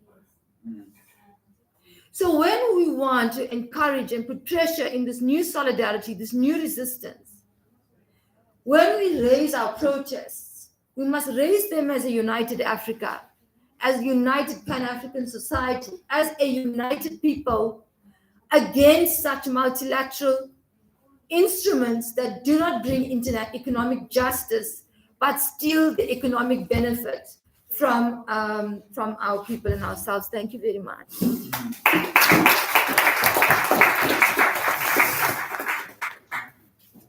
Wow, thank you so much, Maggie. Thank you so much, Jihad. You have raised inspiration, both of you, provocations, both of you. So I think there's materials for discussions, not just questions, but discussions, right? But let's begin a little bit in a different way here now.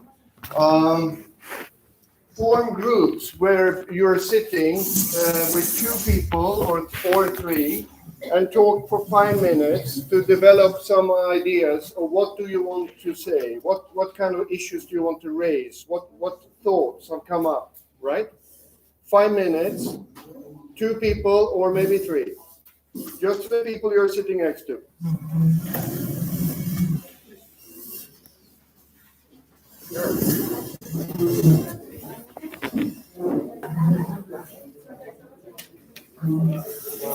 What did you understand our task into like this asterisk aspects, we would like to raise for there to be These two. yeah. I don't know. I mean, it was good. It was powerful. I think. I know. Like,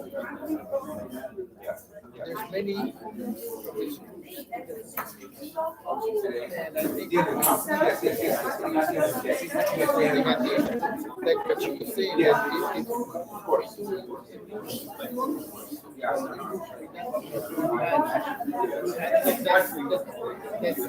best, and I think it's more effective than just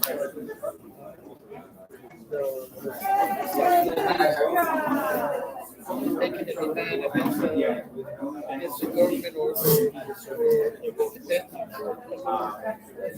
we as a body, as international, bring one voice. I think the renunciation is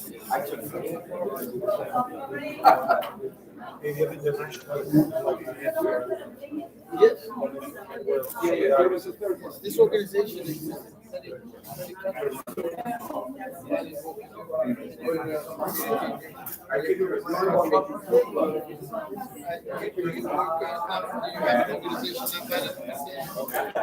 Yeah, in many ways, yeah. Locally and internationally. I think internationally we can make voice kind of specific renunciations that maybe the countries can position about it, say this is happening, we need an immediate response. Let me give you an example. The other day we were talking about passports. He can't travel with a passport. I didn't want to travel with a passport. Rosa has a passport. You do have a passport. I think this is mine, right? No.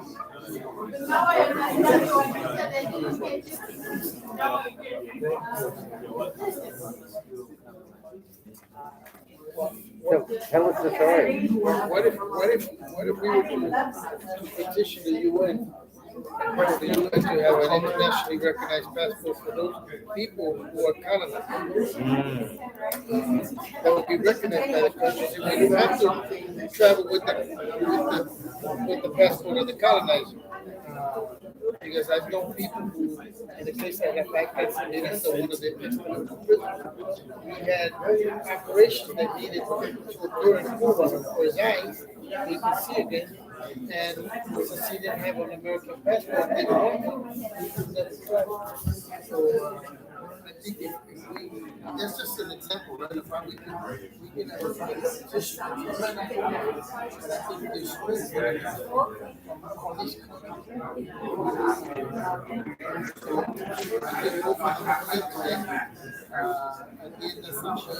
on this But we can do that. We can do that now. You want? Yeah. I'm just too tired. But you can. I think it's a bit too much to run with the camera at the same time. I was just wondering if that's the way. Okay, then we won't do that. The live stream will have to just watch us talk to each other. Yeah. But we'll be back in a couple of minutes with a full conversation.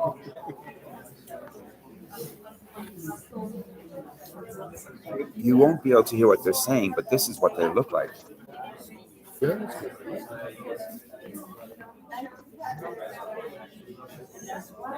They're engaged in 2 or 3 languages. We have the Western Sahara, the Colombian, folks who have done work in Chile and Mexico with a little Spanish language group. And there was a French group in a minute, but I think they got done early. I don't think we have any group in Arabic right now, although we have several Arabic prominent speakers. We'll wait for Stellan to reconvene in a moment.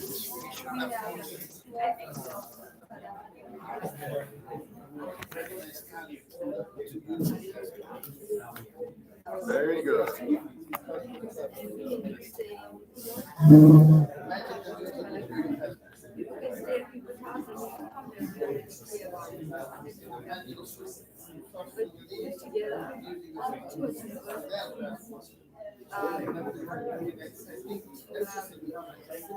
definite situation, and then open that space.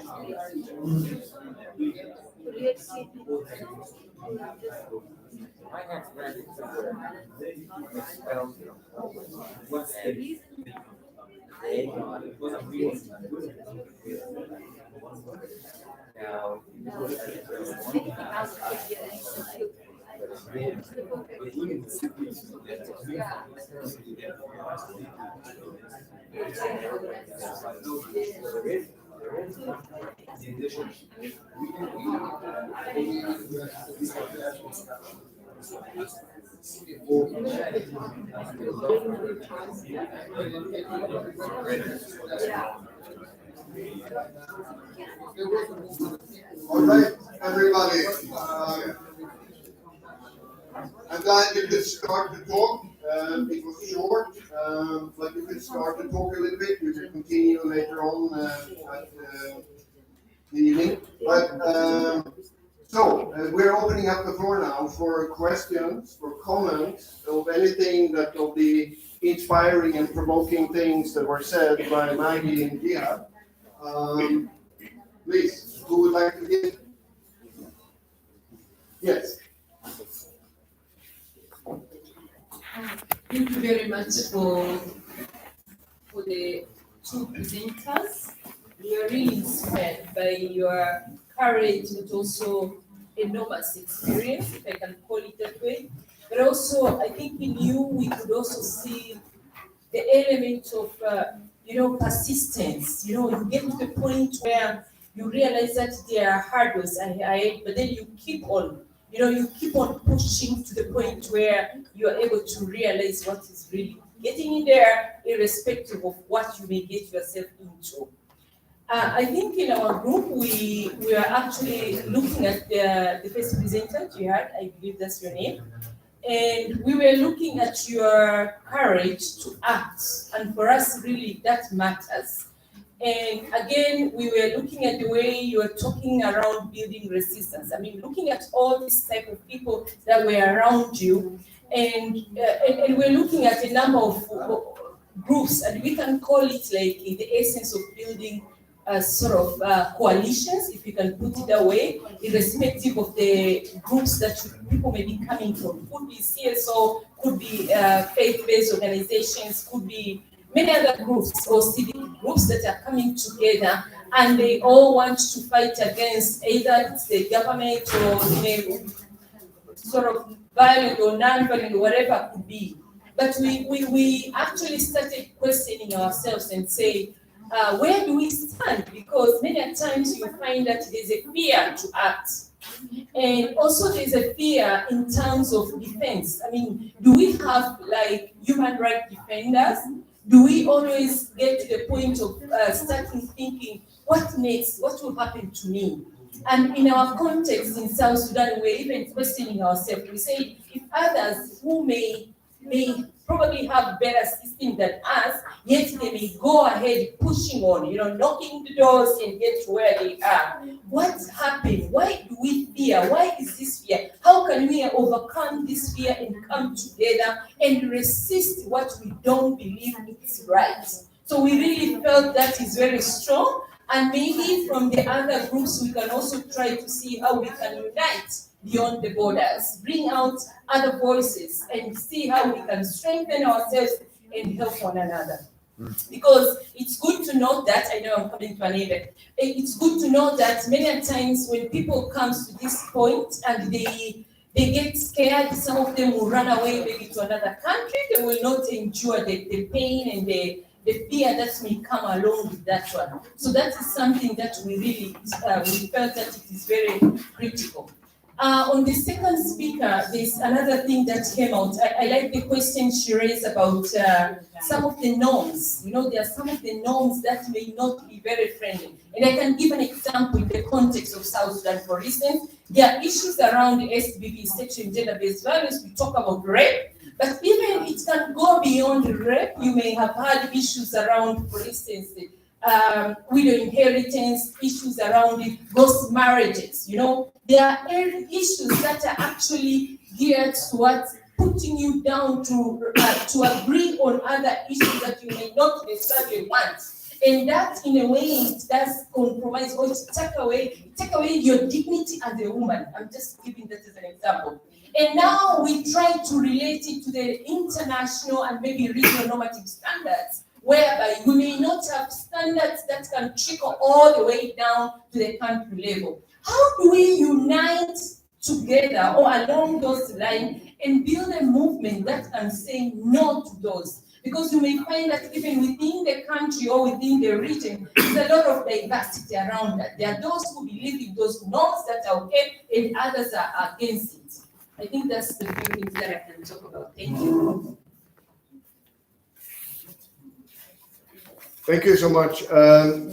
Just a reminder to all of us that maybe if we speak a bit slower, it will be easier for those that are doing the interpretation work in the room at the same time. Yeah, so is it okay to take some more? Yeah. Thank you, sister.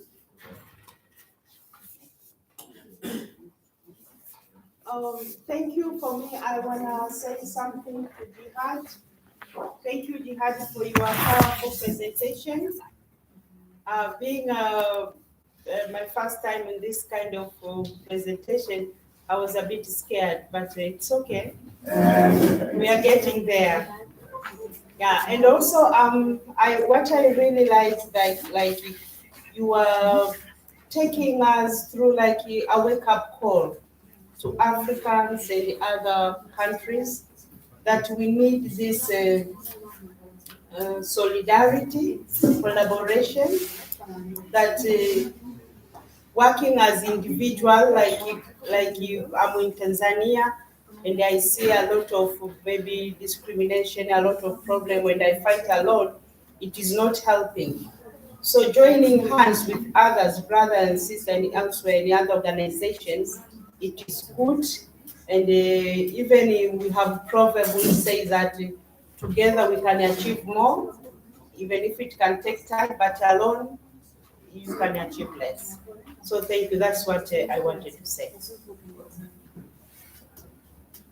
Thank you.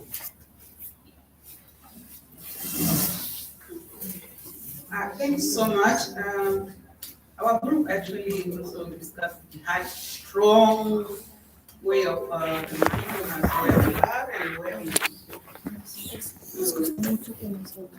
one thing that caught our attention was when he said continuous intimidation, robbing, and oppressing the mind will oppress the person. And if you are not strong enough, you will become oppressed so much that you don't even trust yourself because you will lose the trust. So I think that was a very strong statement, so that when people work in a group, they need to harmonize themselves, they need to build resistance, and he demonstrated by the play. He was the oppressor, and he thought he was very strong when there was one person to fight against. But when the people built around that one person, he found that he couldn't defeat them. So he calmed down. So that is the type of resistance, is saying the non-violent resistance should build themselves strong even to stand against the oppression. Margaret brought in a lot of issues which are very, very, really important. She talked about success of civil resistance is associated with technology. Because today you will sit in Juba here, you are watching TV, you can see what is happening in the other world. But she also said not all the world, not all the countries have that privilege. She gave the example of the Sahara people where cameras are taken. But you could have given the example of South Sudan. Cameras are taken away from people and you are not allowed to film certain things. So media is very good, media is very important, media is very progressive, but you also have to be aware the type of tyranny you are working with, because the oppressor could be so bad that he would not even allow you to use the media. And some journalists are arrested and some are even killed because they are passing information. She also said this movement needs a lot of finances. And normally the group that build around non-violent movement do not have the money the oppressors have. So it is important to build yourself that you can get some finance to make your network strong, and you build linkages, be stronger and better than the linkages of the oppressors, because the oppressors are very good at linking themselves from one country to another with resources which you do not have, but you need to learn to build yourself and link better than them. And she talked about, and Jihad also talked about the role of the US in violence, which people don't see. So in our group, we call it silent violence. The US have very strong arm in silent violence, which people don't see. And to them, they say, oh, you people, you are doing these atrocities, human rights, blah, blah, blah. But they don't even talk about their own oppression, which is a human rights abuse. And as long as they can trade and get resources and money out of that, to them, they are not abusing any human rights. Yet they are the bigger abusers of human rights. So we have to watch out the roles of USA and other countries that really are interested more in the resources than in the people. And then big institutions, I think I've said that. So, and finally we said, okay, peace agreement, what does it mean? Like the revitalized peace agreement of South Sudan, has it solved the problem? It has not solved the problem. So we need to build around pulling out the issues and plugging these issues and say it is not a matter of sitting on the table and say let's sign a paper and we say we have a peace agreement. It is beyond that one. Thank you. Thank you so much. We will take more very soon, but let's get back to our distinguished speakers.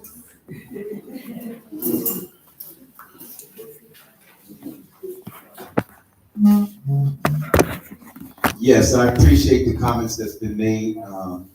Sister Maggie and I are writing them down, as everybody should be also. I just wanted to say about peace initiatives, coming from organizations like the Black Panther Party, there's a lot of lessons that were learned here, like community development. I know, I guess the history has settled on the page of us having pitched tent gun battles with the police, if you will. But actually, we were entrenched in our communities, dealing with food, clothing, and shelter issues, education, breakfast programs. Before there was a Head Start, before there was any free breakfast program, it was our breakfast program. Before there was any food bank, it was our food bank.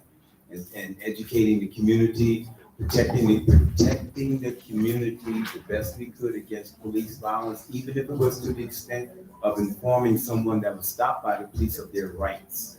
Knowing your rights is half the battle. At least you know how to shut your mouth. Even if it's I'm saying it like that, because a lot of times the intimidation at a police stop can have you say things that you wish that you would regret. And so we were there doing that type of organizing in the community. So as a model, we can't replicate the past, nor are we trying to.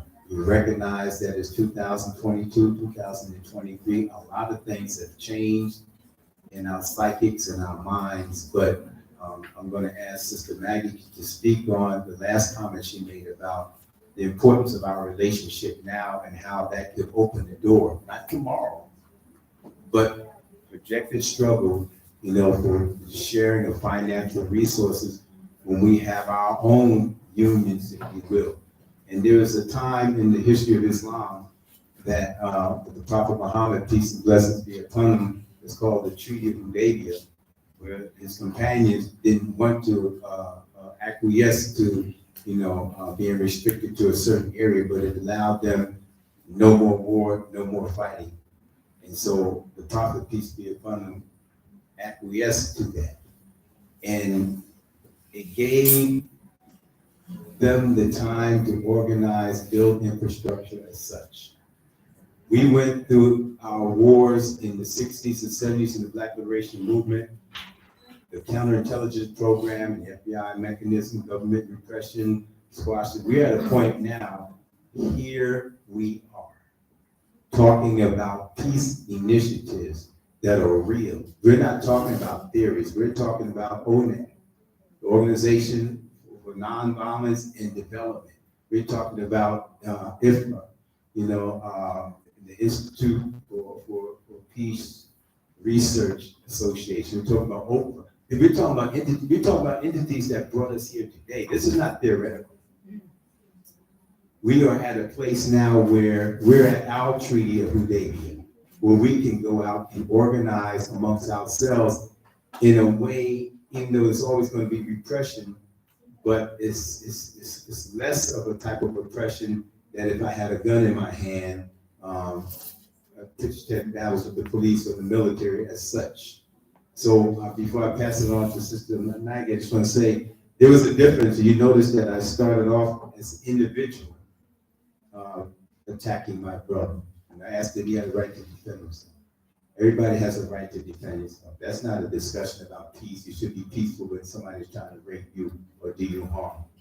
Win, lose, or draw, you have a right to defend yourself. But when it talks about communities and state-sponsored violence, we're at a place now where, regardless of what your religious commitment is on peace, even if you are the most staunch militant in the room, and I don't say that sarcastically, strategically, we're at a place where we can leverage our peace initiatives and those mechanisms that already exist to advance our unity and solidarity across the globe in a way that was not present before. And the proof of it is from the United States. I'm sitting here. I mean, I'm not no big grand man person, no famous person, but I do have a say-so in the Black liberation movement in the United States. I do have a say-so in the Muslim communities in the United States. And I'm saying we support this initiative. That's a major step, because the week before, you weren't getting this commitment. We need to applaud ourselves.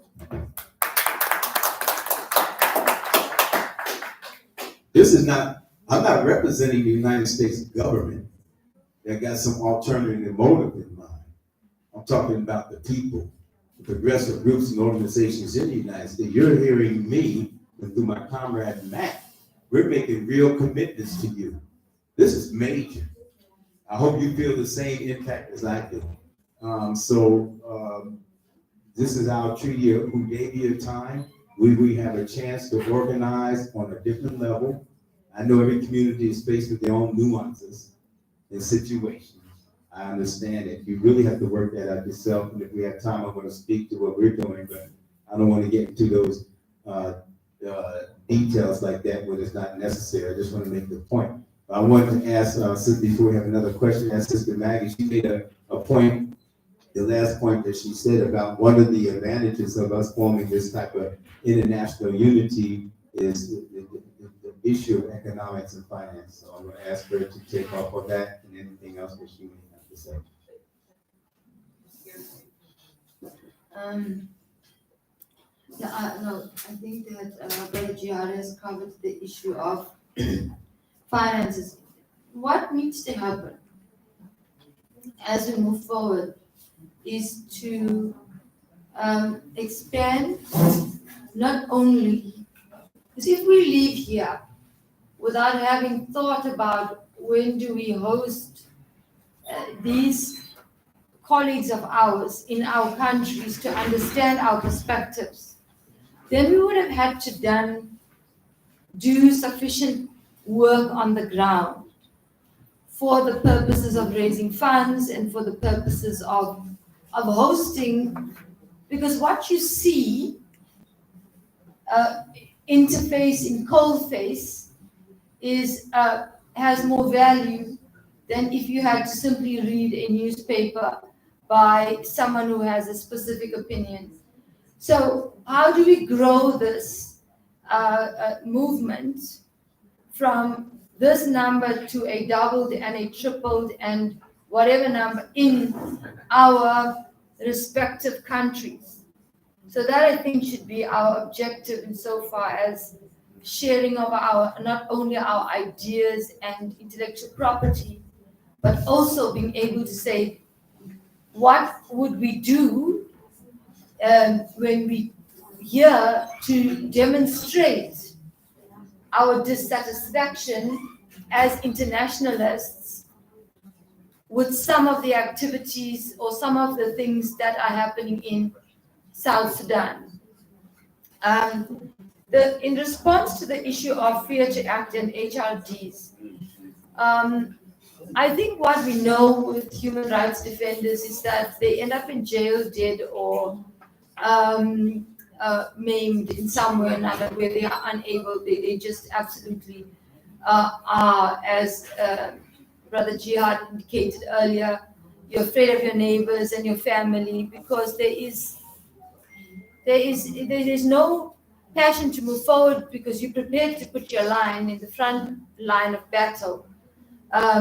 So how do we then make sure that we protect human rights defenders?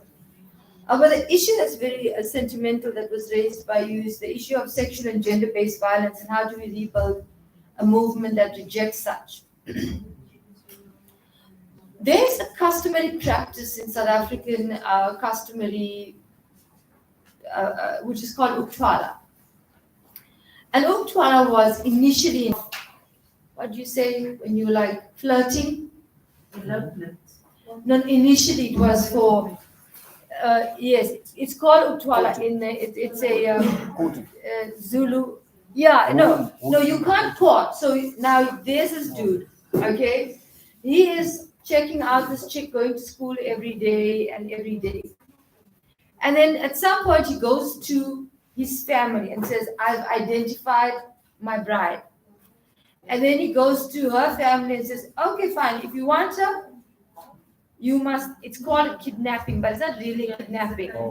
So there is a game, yes. Then they take the lady to the house of this guy, and her family have to come in to collect, and that's when they negotiate and they allow the rite of passage for them.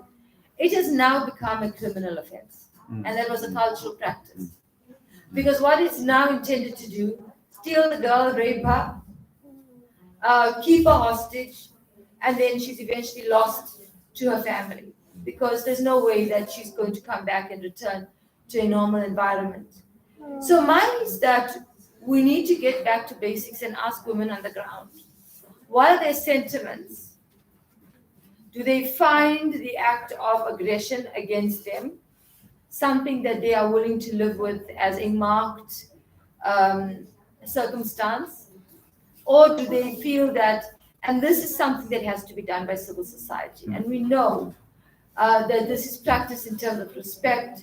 It's not about accumulating concubines, but it's about being able to say, how do we then take the re-education of culture? Because if culture is dynamic, and culture must also be relevant to society that has moved away from practices that are, to some extent, archaic. So let us then consider what then becomes a prejudicial, discriminatory, and illegal and illegitimate practice. Thank you.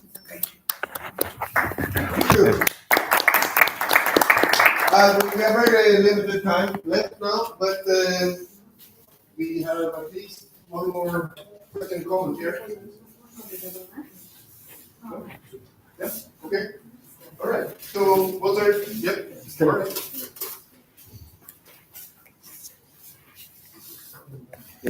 Primero quería dar las gracias a ustedes porque de verdad que son de gran inspiración para nuestras luchas en nuestros distintos territorios. First, I want to appreciate and say thank you, express my gratitude to both of you because you have been great inspirations to our struggles in our countries. Solamente quería muy brevemente compartir algunas de las cosas que ustedes también nos plantearon. Vivimos muchos de nosotros en países democráticos donde tenemos la democracia y pensamos que tenemos libertad, pero muchas veces somos más esclavos de esa democracia. I want to reflect on a few things that you mentioned, and the first thing is that you spoke about living in democratic countries. Many of us live in supposedly democratic countries, but we may be more slaves to that democracy than we think. Vemos cómo nos roban nuestras conciencias, cómo nos roban nuestros sueños, nuestros anhelos de vivir, y pensamos que todo es normal, pero somos esclavos de un sistema también. We see how they rob our minds, our dreams for life, and that we are slaves to the system.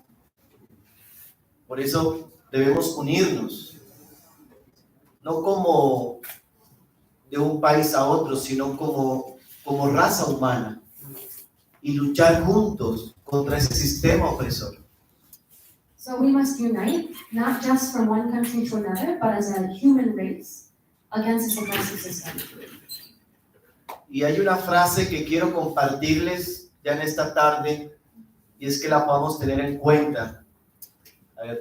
Y es que el pueblo es superior a sus dirigentes. And there's a phrase I want to share with you this afternoon, this evening, that I hope we can keep in mind, which is that the people are superior A sus dirigentes, to their leaders. Y finalmente terminar con una consigna que la decimos en Colombia. And finally, I want to end with something that we say in Colombia. Y no queremos, y no nos da la gana, ser una colonia norteamericana. And we do not want to be, nor will we ever want to be, a North American colony. Y si queremos, y si nos da la gana, ser una Colombia libre y soberana.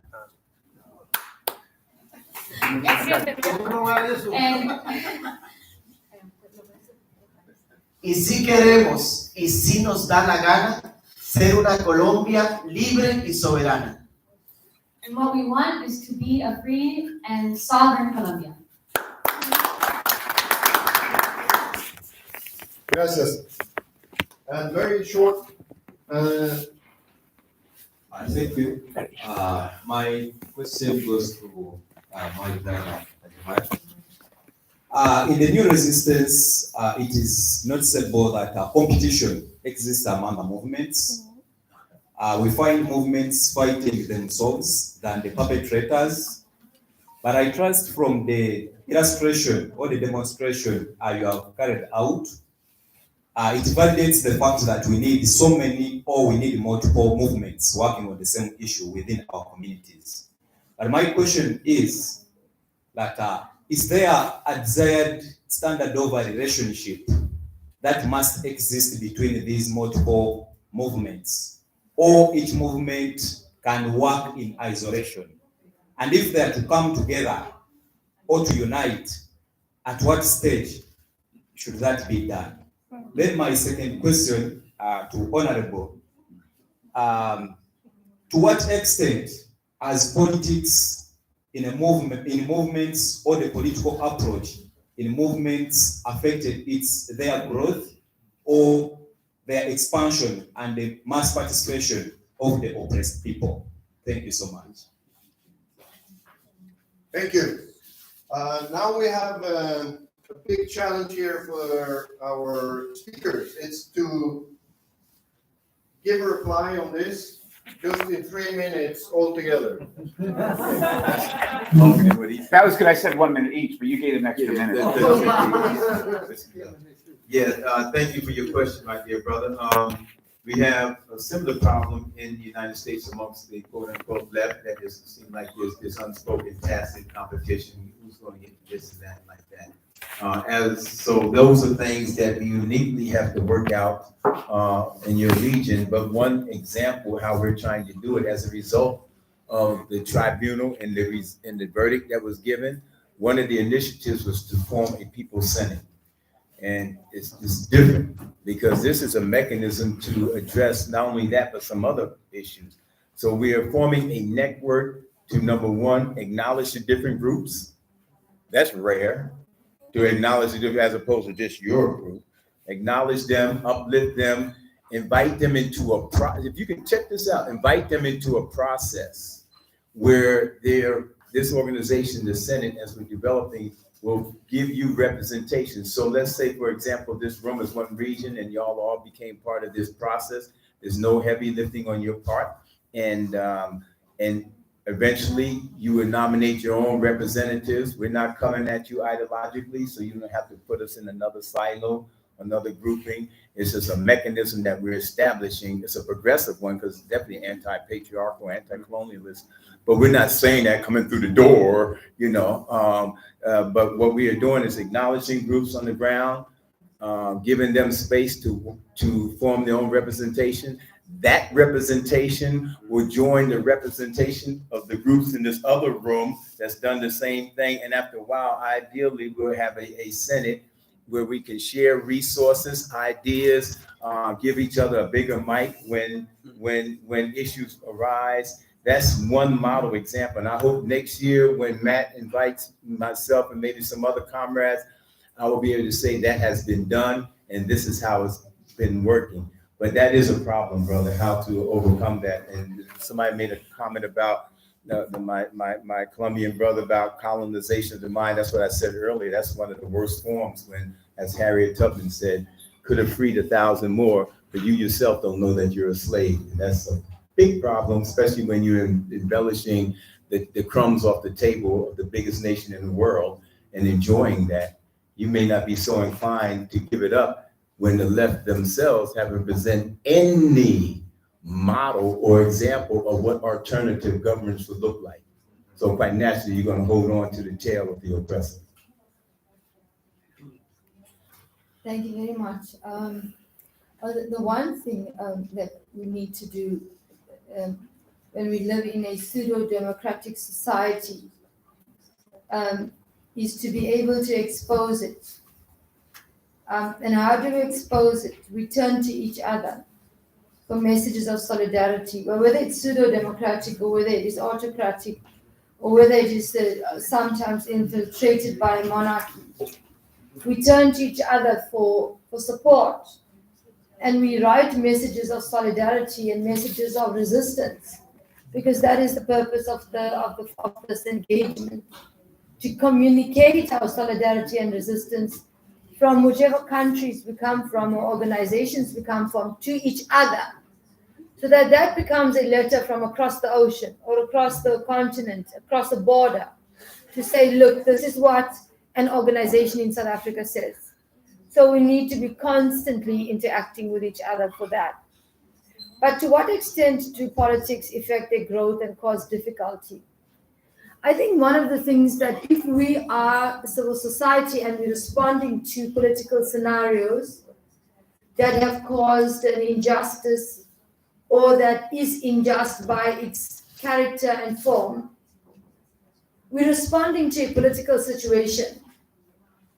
So we have to understand, if you don't understand your enemy, and if you don't respond to your enemy in the language that they speak to you, then you are losing the opportunity of of your voice being heard as civil society, but understanding the politics. Because a lot of political parties assume civil society is just there when the need arises to mobilize masses for the purposes of some or the other kind of activity that is here or there, gender-based violence, which is now something that is becoming a popular hot topic. So, okay, fine, women out there will come in their numbers and just join hands and be part of the protest. But we have to understand that the world policy, and if we don't take an opportunity of what is going to come out of the war in Ukraine and post that war, which is why I made the parallel to the Cold War era and post the war, we will lose our ability to remain successful or at least have legitimacy as a non-violent civil society. Because there's a trend that is coming. There's a resistance that is coming that's going to be greater than we've ever imagined. So I believe that we need to have political savvy right now more than ever, because the politicians don't. And in as much as we don't want to be a so-called politician that is able to suffocate democracy. We know the language of the people and the needs of the people on the ground. And we know our commitment to them, like ONAD does, coming from two guys who had to delay getting married because they had to sustain a movement. So that's where I believe that our commitment, our loyalty to a struggle sets us apart from a politician, but elevates our values to the people, because yes, indeed, democracy is not about individuals. Individuals don't bring it about. It's the people that bring democracy, and that's what democracy ultimately is. Thank you very much.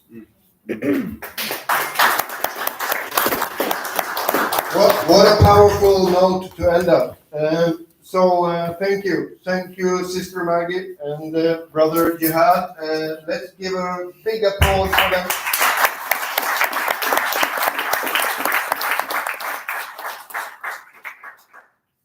And now we're gonna feel the power of radical rudeness and Stella Nianzi with beautiful travel starting off with Phil Wilma.